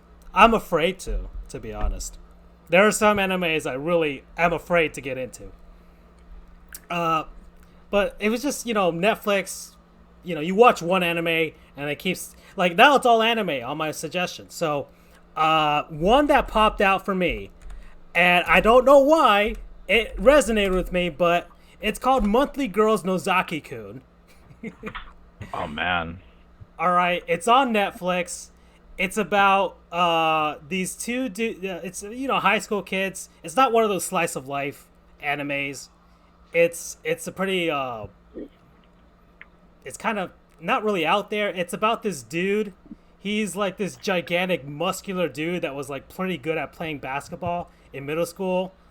And then once he joined high school, he was really good at drawing manga. Specifically shoujo manga, was just like, girly romantic comedy type manga. And so just imagine if like a dude bro just started writing girls manga. And that's Nozaki. That's the main character of the story, and this girl Chio, who loves the guy, but he's so oblivious and doesn't know. Like he's just focused on his manga the entire time. So it's about his interactions and where he gets his ideas from for his manga. And it was written, of course, by a guy who made manga, and it's basically like a parody of manga creators and manga writers and things like that. So there's some references to the industry and things like that, but it's funny. I like it. I think it's funny. I think it's pretty cool. I just kind of been on a kick lately, and I've seen this show like 3 or 4 times already, and I'm finding references and I'm laughing. So I just Moomin Rider's my spirit animal. Just gotta ride a bicycle and just throw it at people. He's just trying to do good deeds. All right. He ain't special. He's one of us. What if you were a superhero? You probably just all you can do is throw your bike at you. All right, so yeah, that's one non-sponsor. I can't even think of a promo code for this one, man. I'll get whatever. I'll think of one for the next one that I got. Since you guys got two, I'll do a second one here. Because I've been watching a lot of anime, I've been on a kick for Japanese food. And one of the things that I've always wanted to make, but I've never had a chance to, is ramen. And not like instant ramen. Like I mean like legit, like, make the frickin' get the concentrate, get the broth, get the pork and the noodles and just do it myself. Don't just stick it in the microwave and do it. No, just get the stove top and just go at it. So I don't even know what this is. I just looked on Amazon for tonkotsu ramen and just some of the bone broth and things like that. Just the base for the soup. And then I got it from there. And so a couple of days ago, I made ramen for the first time ever. It was touch and go at the beginning, but I think I can finally perfect it on my second run through. But man, I love tonkotsu ramen, guys. It is a delight. It is beautiful.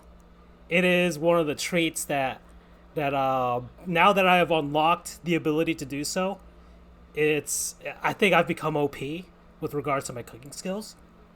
Now I can make arepas and I can make ramen. What else can I do from here? All right, this is it. All right, this is the peak of my cooking skills. I've achieved everything. I've 100%ed cooking. So tonkotsu ramen. Just for what? We just need to get you like dessert, and then you're just the ultimate, chef right there. Oh, I can make. Baking is easy, dude. I love baking. Aside from that, I got terrified making funfetti for my one of my buddy's birthday cakes because I was tasked with doing it at like the little birthday party like 2 years ago. so yeah, tonkotsu ramen, guys. Um, promo code. I don't know. Moe. I don't. Just Moe. All right. If you guys don't know what Moe is, look it up and then, go down that rabbit hole. All right. Listen, just give me the beam saber and I'm Travis Touchdown. That's basically what I am. Or we can draw little whiskers on you. You'll be Naruto because he Yeah. loves the hell out of ramen. Nah. Oh my god! Can you say "believe it" for us? No. Please. Believe it? Believe that? All right. So yeah, those are my non-sponsors. That's it. Let's get into the second half of our show finally. Wait, And Charles, hang your is that head a and shake. Naruto reference? Yeah, that's what he just said. Sorry, I was away from the computer for a sec. Yes. So, we're back here, second half.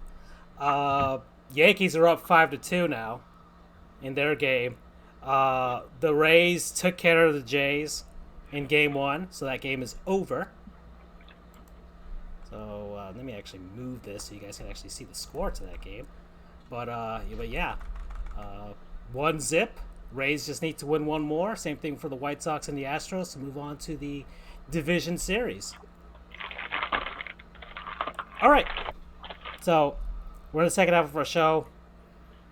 NFL happened. The Atlanta Falcons are a cursed franchise.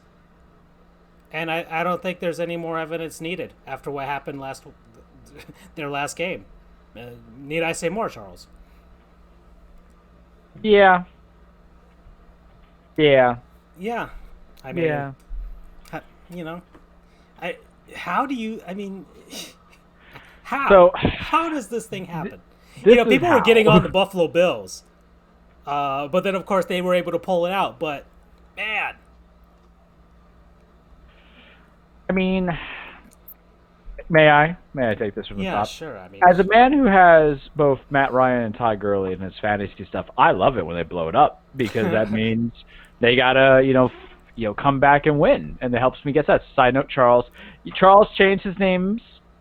He went from Big Papa Pump and then the Argentinians to now Trash or Trujillo, or Trujillo, however you say my name these days. And I motivate both sides to win. I'm very happy. I just wanted one win because I've been retired for a couple of years. It's good, but it's pretty simple. You don't Mike McCarthy it, and you've been Mike McCarthying it harder than Mike McCarthy ever Mike McCarthy'd. You are Big Macking Mike McCarthy in it, Dan Quinn, and you really shouldn't be employed anymore. We said they should fire him last year, and then everybody who was in support of him was like, well, we had a good second half. So, I mean, you want to settle on mediocrity? That sounds like a team who blows a 25-point lead would settle on in the Super Bowl, settle for mediocrity. But then this week, it's 3 blown wins now, and they're wins, and it's undisputed wins too. It's like if this happened to anybody else, they would have been able to lock, pop, and seal it like they're a freaking professional, unlike Dan Quinn and the Atlanta Falcons. And don't get me wrong, the Falcons have a bad secondary. They are not that good. We understand that. But you have an offense that is Matt Ryan, bottom 10 quarterback. We can talk about that at a different point. You have Julio Jones, even though he was out, is still classic and essential. Calvin really is just blossoming into just a tour de force. And then Todd Gurley, that if you feed him the ball, he can control the clock. And yes, there's fumbles. And yes, maybe there's one pick, but you're literally throwing the game away to Nick Foles. And listen, we all love Nick Foles on the show. Big Dick Nick, baby. Big Dick Nick, we love him. We love him. And he's just the guy. He will. You have to understand. Once you start Nick Foles, it is the beginning of the end of your team's other quarterbacks. It is canonically known. Carson Wentz looks like trash. I know it's 2 years removed, but still, it's a lingering effect. Destroyed. Last Charles. thing. Yes. What do they look like? You've lost me here. I got so deep into my thoughts. You said they look like trash. Yes. Oh, yes, How do you say trash? trash. Uh-uh. You're not saying it the right way. Trash. Oh, I'm there sorry. we go. Dude, I was too into it. No, but here's the thing. Like, the trash is like, it's a jape. It's a jape, man. And you guys should know this by now. Trash is a jape because there's some acknowledgement. But no, this is like proverbial trash. This is Oscar the Grouch will like get a real estate agent to help set up their home kind of trash. This is trash that the brave little toaster was afraid to get thrown away into, along with Woody from Toy Story. This is legitimate trash. Yeah. Losing to Nick Foles, like that's the piece of trash right there. It's trash with capital T. It's a trash. I mean, granted, everybody says trash is really trash. Looking at you, George Springer, Bregman, the Twins. How dare you allow them to have competitive advantage? Unfair. Trash. I went too deep into it and you brought me out of it. But bringing back into it is that Nick Foles destroyed Carson Wentz after a long period of time. Nick Foles, kind of Minshew Mania. We love him because it's kind of sexy and understanding so that Minshew Mania replaced Nick Foles, but Nick Foles was reinstated as starter, so that's my logic coming into it. Minshew Mania is cute, but Jaguars are like still going Trevor Lawrence. Hell, I would even say the Kansas City Chiefs, did they have Alex Smith when Nick Foles was their backup and had to start one game? I think he did. Look what happened now. Bus is like, Nick Foles will get you. Nick Foles is really just, he's the Reaper. We just need to change him from Big Dick Nick because he's popped in to be your starting quarterback for a season, for a game, for anything, unless it's being put into action. When your coach makes that determination, he's like, we're going to start him. It's over. Mitch Trubisky, he's gonna be out of the league in a year, not gonna be able to reevaluate his life. It's game over. And he didn't even play that badly because you got to remember what's the difference between what Nick Foles did this weekend and what Mitch Trubisky did in the beginning of the season to come back against the Lions. I know the obvious answer is the fact that he didn't overthrow people that were wide open, but Nick Foles will. Let's not forget that. Nick Foles will. But you know what? This is what you traded him for. This is what you renegotiated his contract. But bring it back to the Falcons, who are just trash. The Bears are trash because I don't feel that they're legitimate. I don't feel that they're. You know who really. Now remember, trash? we had this It's conversation Ravens. about the NFC North being trash. Yeah, and we did. And you know what? They're like 3-0. Trash, and it's so prevalent. I'm still on it right now. I'm gonna ride this hate train until the end of the season. Green Bay's still trash, and I'll accept it. Aaron Rodgers still trash, and I'll accept it. But for Atlanta, it's just incompetence. It's insecurity. It's ineptitude. And they don't know how to close. That offense is so good. That defense is bad. Yes, Grady Jarrett is probably your only star player coming into it. I can't really go into think who else is there. Skeown was still playing, or did his body just break down to it? But come on, man. When your next best guy is Rodrigo Blankenship on a term of being a clutch kicker or a clutch player aside from your offense, it's time to reevaluate yourself. And it's really just coming down to the coaching. Dirk Cotter, I believe, is still their offensive coordinator. Maybe you got to switch that up a little bit. And this is really just on Arthur Blank, who really is sadly great guy, good humanitarian, maybe, complete goon as an owner, because the only person who gives so many chances more than Arthur Blank is also the difference Steve with the Ross. opponent. Yeah, I would agree with that. But still, like Atlanta has beaten or could have beaten good teams. They just messed up.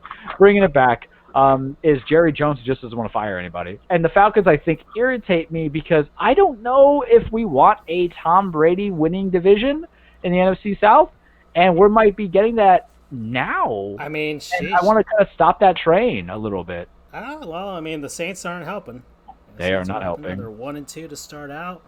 So I want to let's transition about that real quickly. Is it the old man steep cliff that happens, or is it because Michael Thomas has been that offense so much that you need Thomas and Alvin Kamara to make you look good? Itself speed. Because that defense is the problem. I don't think it's Michael Thomas not playing is the problem. Yeah. You give up 37 points. Remember, they put up 30. 30 should be enough to win you a game in the NFL. Yeah. So I don't think it's on the lack of the offense. It has to be the defense in this regard. So the Saints, they lost 37-30. this game. And what the hell is going on with my app here? Gosh darn it, NFL app. All right. Oh, Yeah, and that crashed. Francisco, Yeah. we I are in mean, they round put up 24 in 45 the of the game against the shootout. Raiders, and they gave up 34. So the defense is just giving up tons and tons of points. Francisco, What happened? we're in round 45 of a shootout here. As was it Freddie? Freddie, the AI is very lacking in this game. I think they've tried the. I think every single. Okay, actually, that was a probably different shot there. I might have to actually. This is gonna go forever. I might just have to end this No, myself. keep it going. Oh no, it's too late now. It's too late. I need something running in the background. that isn't an Oh, endless. come on. That isn't an endless shootout like the one I witnessed with the Panthers the other against the Capitals. All right, so yeah, I think the Saints' issue is their defense. It's just that's I don't think it's on the part of the offense in this one. They've done all that they can do. All right, so there's that game. Let's go back to week 3. Where are we here? Okay, the Dolphins, of course, defeated the Jaguars. Some Yay! semblance of hope for the fans, or the Jaguars being the Jaguars. I don't know, but it's a feel-good win. I liked it. It might be a Thursday night type of weirdness that, of course, happens. Uh, you had the Bengals and the Eagles having a tie. So once again, Um, another fraudulent Philadelphia franchise. Trash. Yeah, yeah. And don't you feel bad for Joe Burrow, who's actually playing well, given the fact that Hey, he's getting shot more times by NFL linebackers than 50 Cent was before he started rapping fully. He that hit was hard, man, yeah. and he brings him in. He's competitive, and he still makes those rookie mistakes, whatever that means in today's world, because you'll have some rookies who are electric and some I rookies that are think just he's bad. done as well as he can in these first 3 games with the Bengals. I like what I've seen. Oh yeah, Um, they just have to protect them. They need to develop that team around them. This is year 1, I guess you could say, of yeah. this. So, I guess good on them for at least tying the Eagles. That's an accomplishment at the very least. But the Eagles are a fraudulent franchise. Well, So on the defense of the Eagles, this is the consequence of investing big time money on short term contracts with people, and now everybody's injured, and you can't really make those trades. Now you can't renegotiate those contracts. Alshon Jeffrey, you signed him to a 1 year deal 2 years back. He's doing good. You put him big money. This guy was injury prone even in Chicago, yep. and he hasn't played for almost 2 seasons, I think, coming into or close to it. Deshaun Jackson, why? Why did you? We need a speedster. Go draft a speedster. The Ravens got Duvernay in the second or third round from Texas. There's always a replacement for a speedster. We just want speedsters who run routes. But Deshaun Jackson hasn't been doing anything, and now he has a hamstring injury. You drafted Jalen Rager. I think he got hurt. That happens. That's life, right? Because for that rookie, it's going to be hard to get acclimated to maybe some of the routes, maybe some anything. I'm just going to give him the benefit of the doubt. Dallas Goedert, small ankle fracture, and then Zach Ertz is still around, and then Miles Sanders got injured. So, yes, I kind of get that. And this is what I think about Carson Wentz, because his first year as a rookie, he went 7-9, and then they proceeded to progress, and then they got to the not the World Series. I'm sorry, I'm watching baseball as this happens. They got Hakeem Butler signed to. There we go, a Cardinals cast-off who was not even in the Cliff Kingsbury pseudo air raid offense, which is just run and don't even run routes, just go do verts and then pray that your quarterback can catch it. But with Wentz, it's you should know the talent that's around you, and not every quarterback is going to maximize that talent and make you better, but you can at least either A, develop routes within the scheme and the skills of the players, or B, try not to do the fancy plays, man, because it's when you get those picks that hurts. Granted, they've also had some injuries on the offensive line, but I put it on him for a reason, because he's the one that has the most money. And when you pay these quarterbacks this $25 to $30 million salary a year, even on their poor performance, you can't really get them out or renegotiate that contract without them eating up a good portion of your salary cap. So what are you going to do? And the Yanks just hit a homer. I told you. Look at that. I told you guys. You can talk that smack during the damn season, but we needed healthy dudes. Gleyber Torres, I love you so much. We needed this because I was afraid of Shane Bieber, and we heard we'll lose the next 2 games, but fine, I'll take one. Bringing it back. So if you're the guy who's eating up a good 30% of the team's salary cap, then maybe, just maybe, you should scheme it out well. But that's all I got on the Eagles. Yeah. All right, so I'm gonna rattle these off because we're running up on time here, and I want to talk about the Heat because I think we deserve to talk about the Heat. Yeah, we deserve it. Yeah. So all right, so Raiders losing to the Patriots 36-20. Yeah. Oof. Both New York teams are awful. Trash. I don't. Adam Gase should not be working in the NFL ever again. Let's see. The Seahawks beat the Cowboys. So Russell Wilson. Good game. Gosh darn it, man! Get that man an MVP. Tom Brady and the Bucks 28-10 over the Broncos.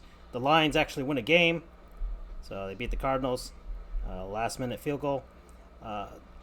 And of course, Patrick Mahomes beating Lamar Jackson. LaFraud Jackson, real quickly on that. Madden curse. Madden Especially curse. when you're on the cover of one of the worst Maddens ever. Yeah, I watched the entire game because I was so anxious about finally winning a fantasy football that I watched it. And I'll tell you this, it's more on Greg Roman and John Harbaugh for trying to be cute. Yes, I know guys missed open catches or, they missed catches that were easy to catch, but still, 97 yards is kind of bad. Just, you got all these running backs running up, man, and I know your line's not that great, but I don't know what to tell you because if you take away the special team of Duvernay getting that touchdown, it was not as close as it looked offensively. So that's the thing you got to do. What made us 14-2? How good are we? And also just understand that Patrick Mahomes is going on football god level because he had like 2 deep throws. One of them was a touchdown that he got belted, and he still did it. I don't know how. He awes me and amazes me, and I would love to see him again in the playoffs for the Titans to get that redemption win, but it's not going to happen because we'll get destroyed like 35-2. But damn it, we'll get those safeties on. Oh, we'll see how your team recovers from all of this. All right. Yeah, They'll make an excuse. All right, so football done. NBA time. Charles. Francisco. Jimmy Butler. Bam Adebayo. Tyler Hero. Duncan Robinson. Let's keep going down the list, shall we? Sheen from Jimmy Neutron. Yeah. Man. Iggy. Andre Iguodala, man. Andre Iguodala. Yeah, the Miami Heat, LeBron James, and Andre Iguodala, the constants of the last decade in the NBA Finals. Man. So good. I mean, 5th seed. Everybody counting us out once we faced off against Milwaukee. Still counting us out. Already planning the Celtics-Lakers finals like the NBA would have loved to have had. But the Heat ain't about that. The Heat are about changing the narrative from what everyone expects to be. And honestly, I've told this to you guys. I've told it to other people. I'm getting some nice, strong 2004 Pistons vibes. I mean, this is just a team. These are just a bunch of dudes getting it done. And Jimmy Butler, the ultimate, I might as well say it. I'm not going to mince words here. Philadelphia can go fuck off with a PH. All right? Every single one of your franchises is trash. The Flyers are trash. The Sixers are trash. The Eagles are trash. The Phillies are trash. Every single one of you are bottom feeders with a PH. Every single one of your franchises. Jimmy Butler wasn't the problem in Minnesota. He wasn't the problem in Philadelphia. He wasn't the problem in Chicago. He was the solution in Miami. He was, and gosh, Dwayne Wade for recruiting Jimmy Butler. To think, when the infamous spat between the Heat and Wade when he went off to Chicago, that was the seeds of this happening, the beginning of this, the love fest when Wade finally came back here, all that giving us the opportunity to get Jimmy when Philadelphia realized they couldn't handle a man, as you call him, Charles. Man. Jimmy wasn't ready to play with boys. He wanted to play with men. Guys who dug hard and dug deep. I mean, the bubble was built for the Miami Heat. I mean, we all know the infamous training regimen for the Miami Heat. I mean, guys go in there in the worst shape of their lives and come out in the best shape of their lives. Guys who are notoriously injured suddenly become magically healthy. As soon as they leave Miami, they just become something different. At least the marginal players do. They aren't the same. They wish to be back. And this Miami Heat team, man, I am so proud of these guys. I know that you have said that losing would be kind of painful. Super painful, dude. But for me, I think we're playing with house money. I honestly do. These guys, you know what's more dangerous is a team that really has nothing to lose. The way they play, these guys do not give a damn about your narratives, about who's on the other side. And so that's why I love these guys. These guys are just a team. They are the envy of the other teams in the bubble. The other teams saw how these guys just hanging out with each other. It's just something different. The culture is real. The culture is real. That is my monologue. You can take it from here. So I'll come in across as the pessimist because I think you put in the optimism. Oh, yeah. The concern is this. Cocky Miami Heat fan. Right. The concern is essentially that we know we're not supposed to be here, right? Oh. And we know, I guess it's a positive lead into negative. We know we're not supposed to be here because everybody fell in love with Philly. Everybody fell in love with Boston. Everybody fell in love with Giannis over there in Milwaukee, not doing anything, but still getting all these accolades and not doing anything. And a year ago, I was like, Jimmy Butler, Philly, trash. Because you just kind of know certain things, certain systems, and it doesn't work out. But in Miami, you saw the rewards. But it wasn't just Jimmy itself.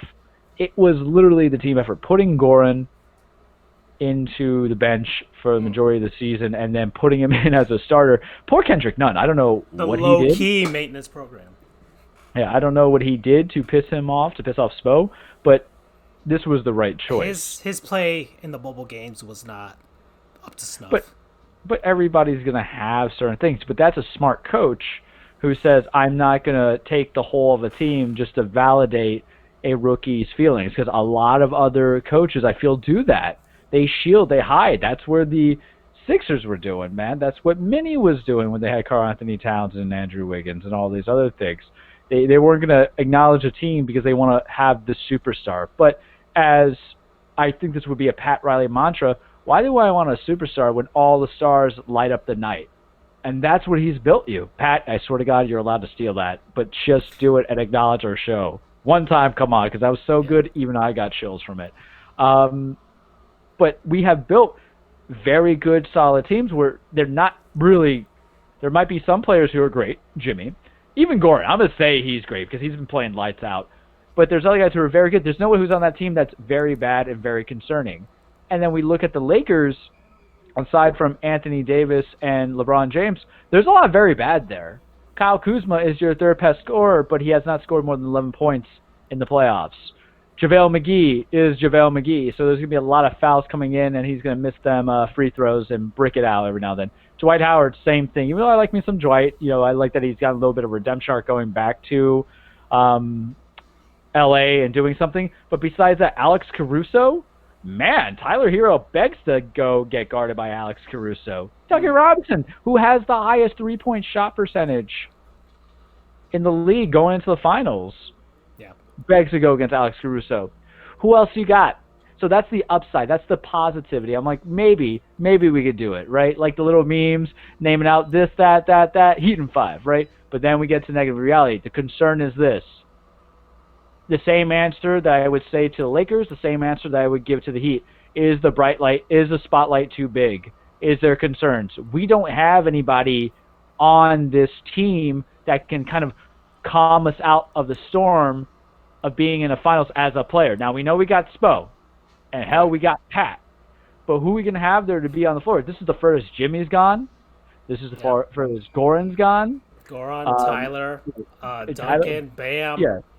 And for Bam, I know I did not mention him, but you mentioned him enough. But Bam has, ever since we were watching the damn game on the show and then the block, I already know it's there. But only one guy can guard AD or LeBron. Whereas you go on to the Lakers, LeBron has such a chilling presence for being into the finals and being able to make guys not elevated, but stay in the moment. He did that in Miami, even when they knew they were going to win the first title. What was he telling everybody? It's not over. It's not over. Not until that clock runs out. And then he got a little happy and all that stuff. But he has that edge. He did the same thing with Cleveland when he had a lot of young guys, inexperienced, who knew nothing but losing. Because here's the thing. We like Kyrie Irving. I don't like him, but I acknowledge his greatness. Kyrie was a loser. Kevin Love was the epitome of a loser, right? Yeah. Like, great because he's a tall, basketball.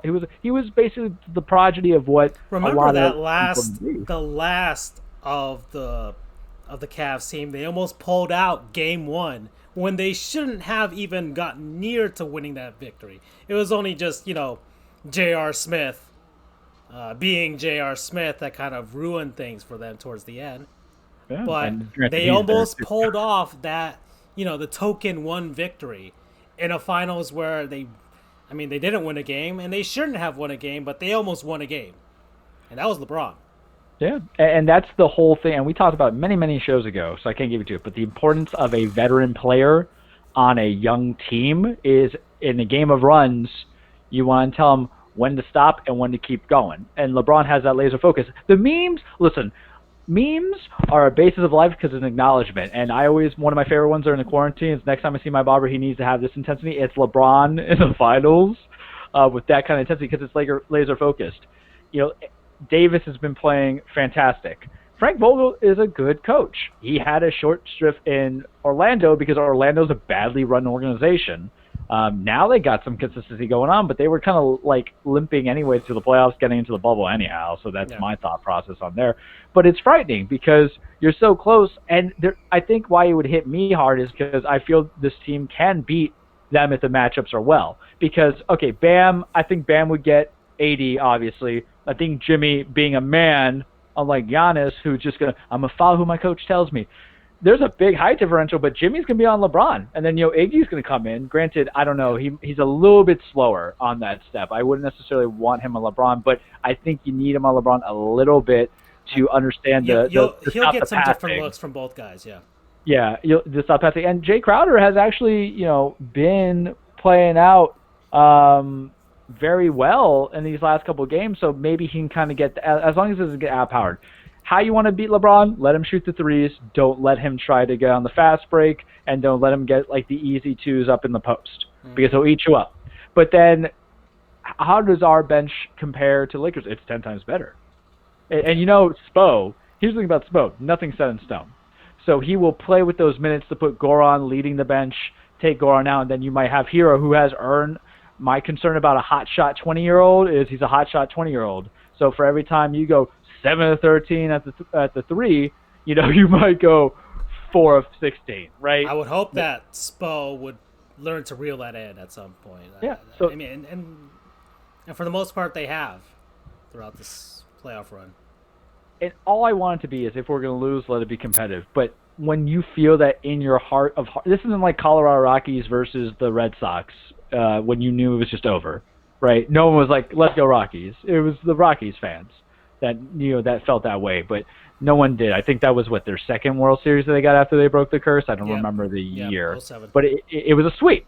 It was the Rockies got lucky. They go from, and then in basketball terms, if I can give you the equation, it's not something that had been recent, but I would say it was the Magic versus the Lakers, because was that sweep or was that 4-1? I don't remember. It's been so long, but it was really just Dwight Howard and Jameer Nelson. And Jameer, for everybody, and Jameer, respect, you're not going to be a player we're going to forget, but you're not going to be a let's haul y'all. But as a point guard who was like a hybrid shooter, you did what you had to do. But it was just inspire yourself. It was like, all right, you could be like the Magic. We're just happy to be here. This is great.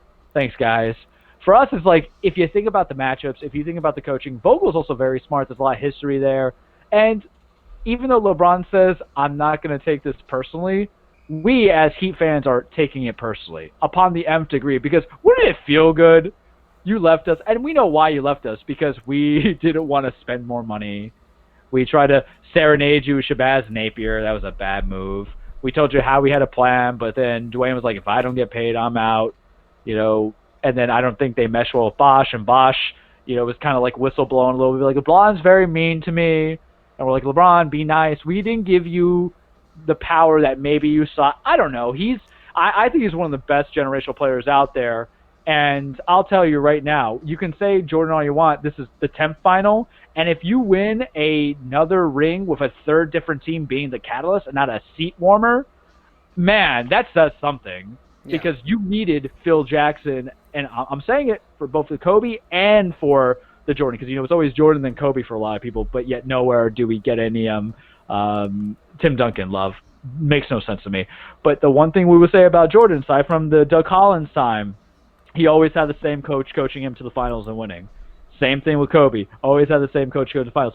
When was LeBron, he had Spo winning those titles. He had Tyronn Lue, and now Frank Vogel.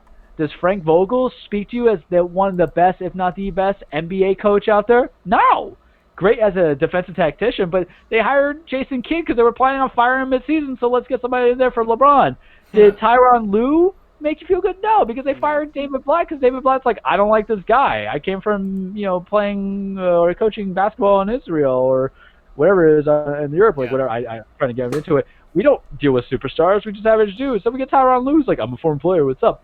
And then with Spo had a lot of flack, man, in those early years, going into it, where they were like, you're Riley's apprentice, you're just going on Dwayne Wade's coattails, and then he's like, he's just massaging egos.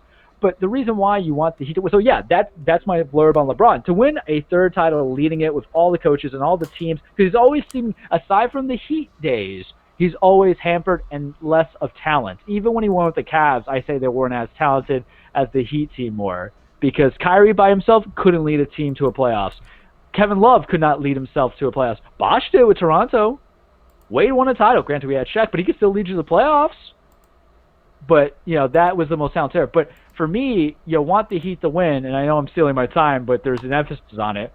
It's not so much for LeBron gets to go against the team that he left. It's the fact that Spo can beat LeBron to solidify why he is currently in the active league the second best coach in the NBA. Because imagine that. And that's why you give a little faith to it, because he knows LeBron's weaknesses. He coached him for 4 years, man. Yeah. All right. We'll see what goes down. It's going to be interesting. All right. Man, this game is... Man, the AI is horrible in this game. They are just standing still now. Alrighty. I got to figure out a way to end that. Alright, so let's... we're at the 2-hour mark here. Just a quick aside. Real MVP. I wanted to give a shout out to Mark Cuban. So if you guys don't know, Delonte West has fallen into hard times since he last played in the NBA. That's an understatement. Yes, it's definitely not an understatement. He's homeless now. So I'm sure there's a list of how much money he had made over the course of his playing career. And, of course, there was the controversy with LeBron James and his time in Cleveland. But I think earlier this year, and this isn't a brand new thing. People have known that he's fallen on hard times for a while now. But I think social media has allowed it to go to a point where somebody finally decided to go and help him. So Delonte West, I mean, he's been in his I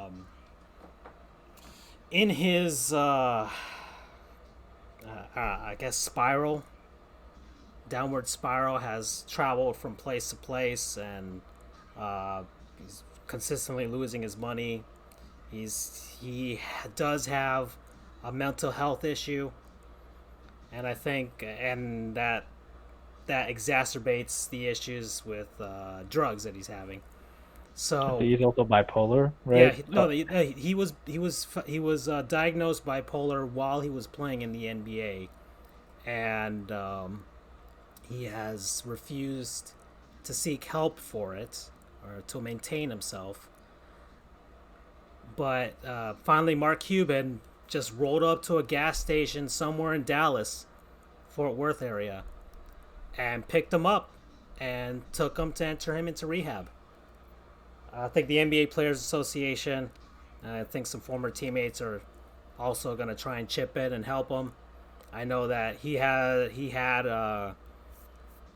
kids and I guess the mother of the children, but I think they're all separated now. Um, but I hopefully he gets the help that he needs, and for anybody else out there struggling out there, try and hopefully one can seek some help or have people around you that do help you out. And good on Mark Cuban for doing that. A lot of people criticize him and stuff like that, and you can find the list of things to hate him for, but he's a pretty damn good basketball owner. Arguably, like top 5. Yeah, I mean, just from the fact that he actually cares, that in and of itself is different, and different for a lot of sports franchises. There's always the rumor that he buys into like a Major League Baseball team or something like that. I think like he's from Pittsburgh, so Pittsburgh Pirates fans are hoping he'll one day buy the Pirates, because that could change the face of their franchise, and there's a reason why. I mean, it's just the way he's conducted himself with the Mavericks and what he's done for Dallas. So, real MVP, Mark Cuban. Look at that. Coming from Miami Heat fans. So, all right. I guess we can go off to the cage, right, to finish this out? Yep, and we got actually stuff to talk about. So, hit me with your best shot. Welcome, everybody, to your weekly Truplex, The Cage with Charles. Standard disclaimer, as always, wrestling is not fake. It is scripted. It is a dance. It is a waltz. It is poetry in motion. It's Charles' fun entertainment, even in times of aggravation, because the evil man that is Vincent Kennedy McMahon. What's wrestling really about to me? It's about men and women chasing championships, beating the holy hell out of each other, and some damn good, can I say it one more time? Damn good soap opera storylines, because to a degree it's a soap opera to Charles. Gentlemen, G1 Climax is still going on for New Japan Pro Wrestling.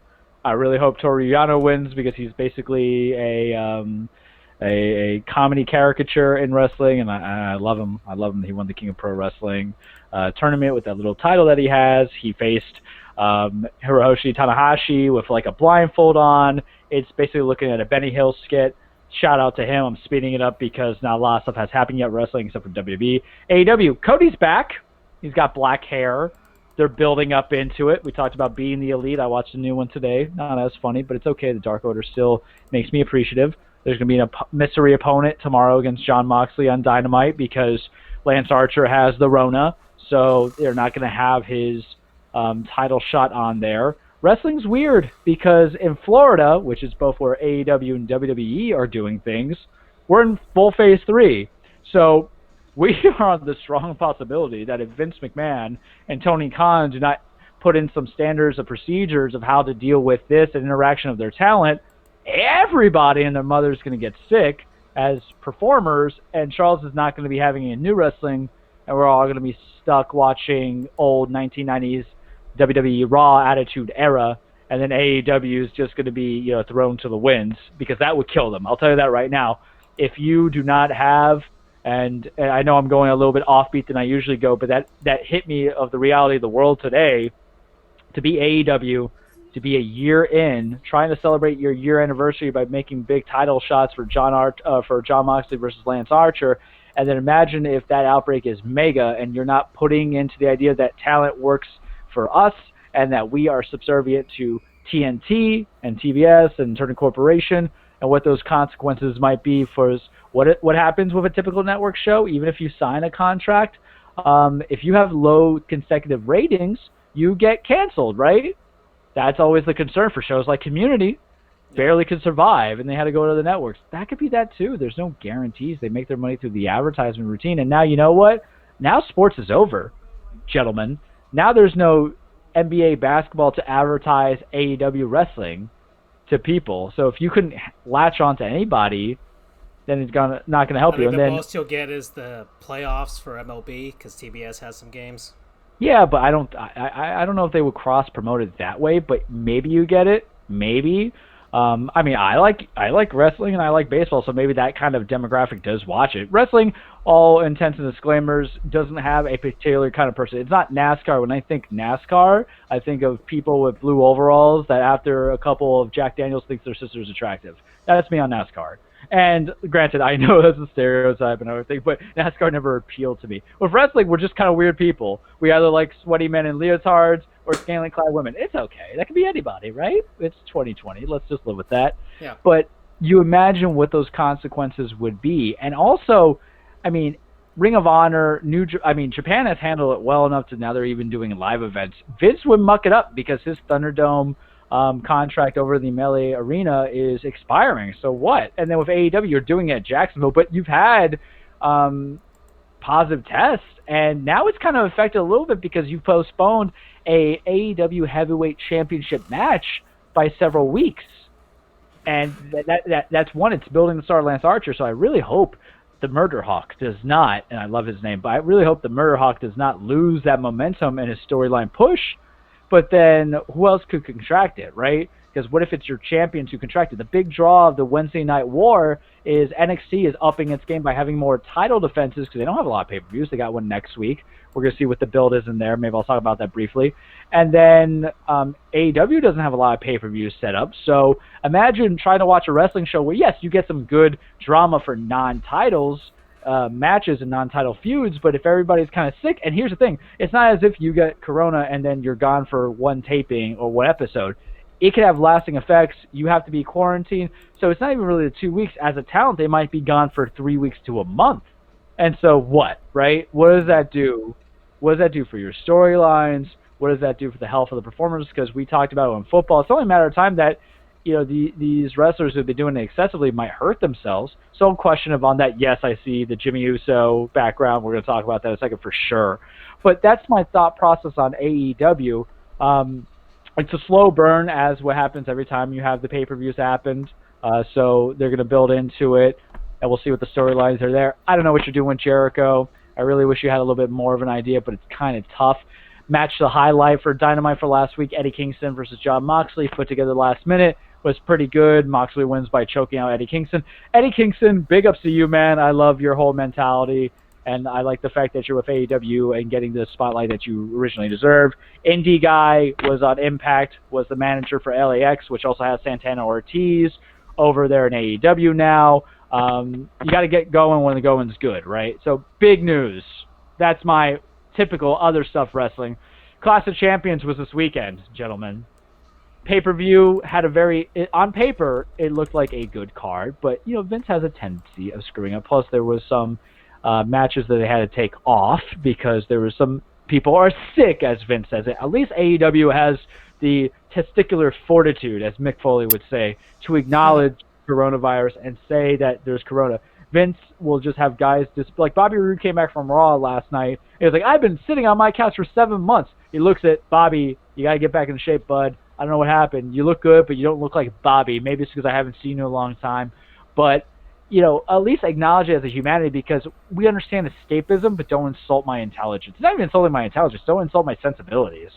But Clash of Champions pay-per-view, they had to reshuffle some things. The women's tag team titles were not defended, and then a few other things were going from there. But Clash of Champions is ideally it's a pay-per-view where all championships are defended. Well, all championships and titles usually are defended at pay-per-views, except for the recent trend. But regardless, Shinsuke Cesaro versus Lucha House Party, decent match, pre-show, probably should have been a pre-show. The ladder match, Jeff Hardy, Sami Zayn, AJ Styles, I absolutely loved it.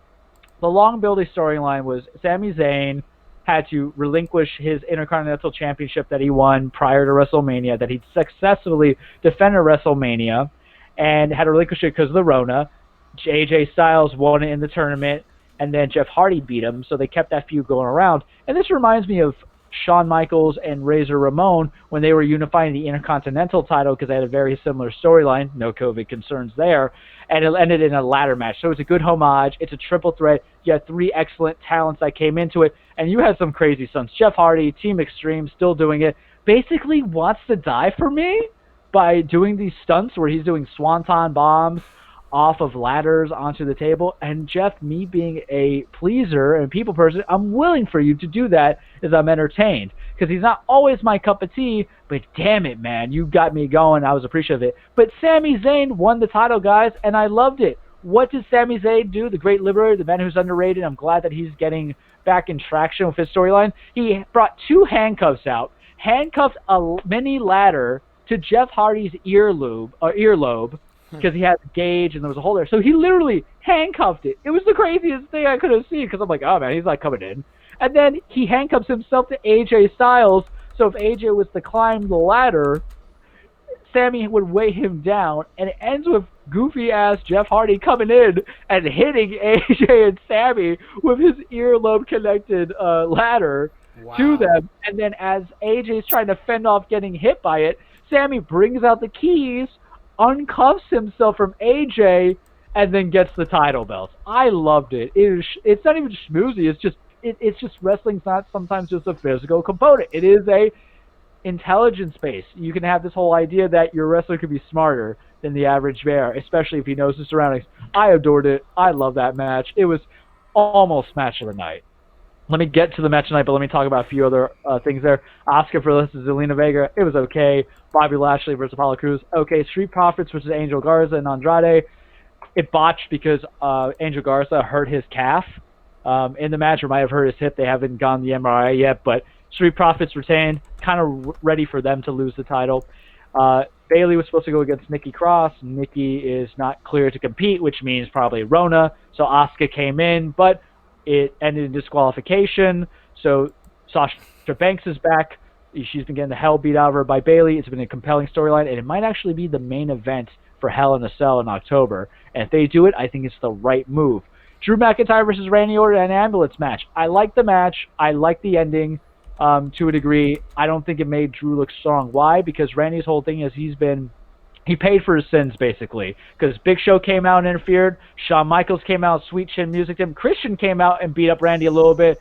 All throughout the duration it took for Drew McIntyre to put Randy into the ambulance match and wave him off. Here's the thing. If he needed and Ric Flair was driving him off the ambulance. This is great. If he needed 3 legends to help out Drew McIntyre retain his title, does that make Drew look strong? No. Were they purposely helping Drew retain? No. It's not like they were in a faction. It was just, we want to get in on Randy. But it hurts a little bit in the purpose of the storyline. How are you supposed to be this big badass if you got to have the Big Show interfering, Christian interfering, Shawn Michaels interfering? So it's a stop-start push.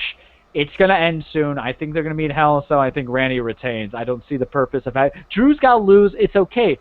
Nobody gets to hold the title forever unless you're CM Punk, who whines about it. But no one gets to hold the title forever. But the match of the night, gentlemen, I love me storytelling. It's beautiful. And storytelling could be in the moveset and the injuries that you're hitting on, or storytelling could just be the emotion and the rawness. And that match of the night was the Tribal Chief, Roman Reigns, going against his cousin, Jey Uso. Gentlemen, the promos have been fire. Muy fuego! I should send you that promos. I think I've already sent you one, but Roman's heel turn has been chef's kiss. It's like drinking cheer wine when your favorite team has won the Stanley Cup. It is that damn good. Throughout the match, Roman's trash talking was just delicious. He was like, "You trying to get on this level? I've been on this level my whole life." I'm like, "Ooh, I felt that, man. I felt that." I'm texting my buddy. He's my paralegal. I'm like, "Hey, man," because I have wrestling nicknames for everybody.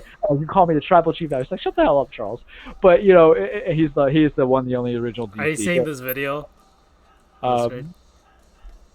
Um, I'm watching it right now. Is that the Muay Thai guy? That's exactly what it kind of felt like, right? So part of the best storytelling in wrestling is the underdog component, and part of the great storytelling of the underdog is making the heel feel like that nothing's going to hurt him. So they kind of play that into it, and then Jay got a little hot. Jay was getting some near falls. It's because Roman is so good now at kicking out at the 2.98 when he's about to hit the mat. Because I got enthralled, I got captivated, I got brought in, guys.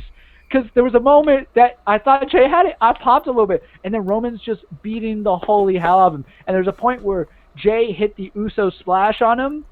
He's going for the pin, and Roman kicks out, but he kicks out with his left arm that is between Jay's legs, and it is also a low blow. So it's the idea that it's a low blow, so you're cheating, and you kicked out of it, so you had to go to dirty tactics on your family, right? Which is just this.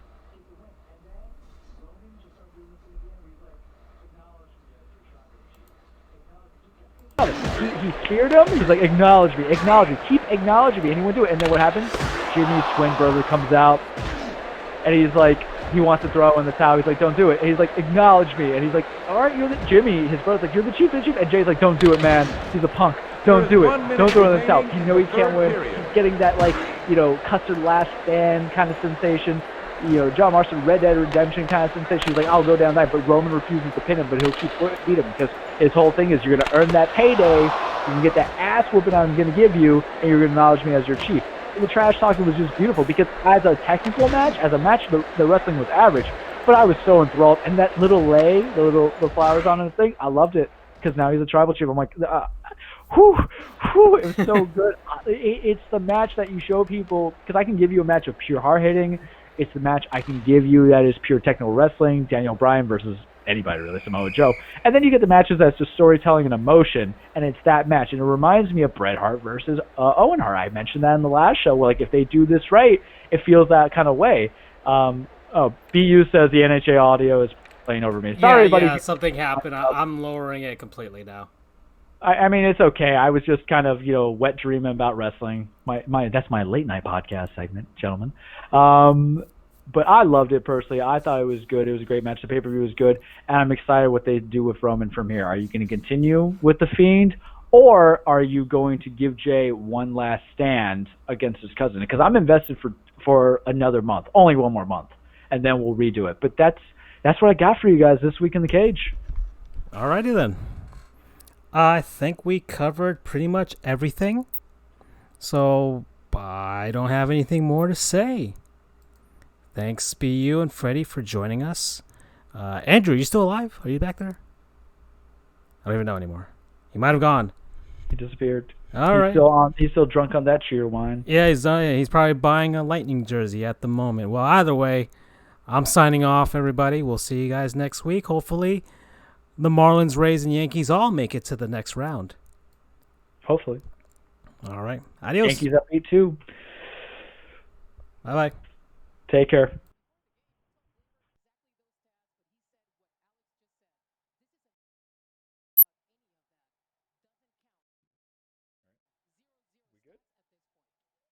And he adds another. Alrighty, well, thanks for dealing with me for being late. Dog's better. I'm going to go get some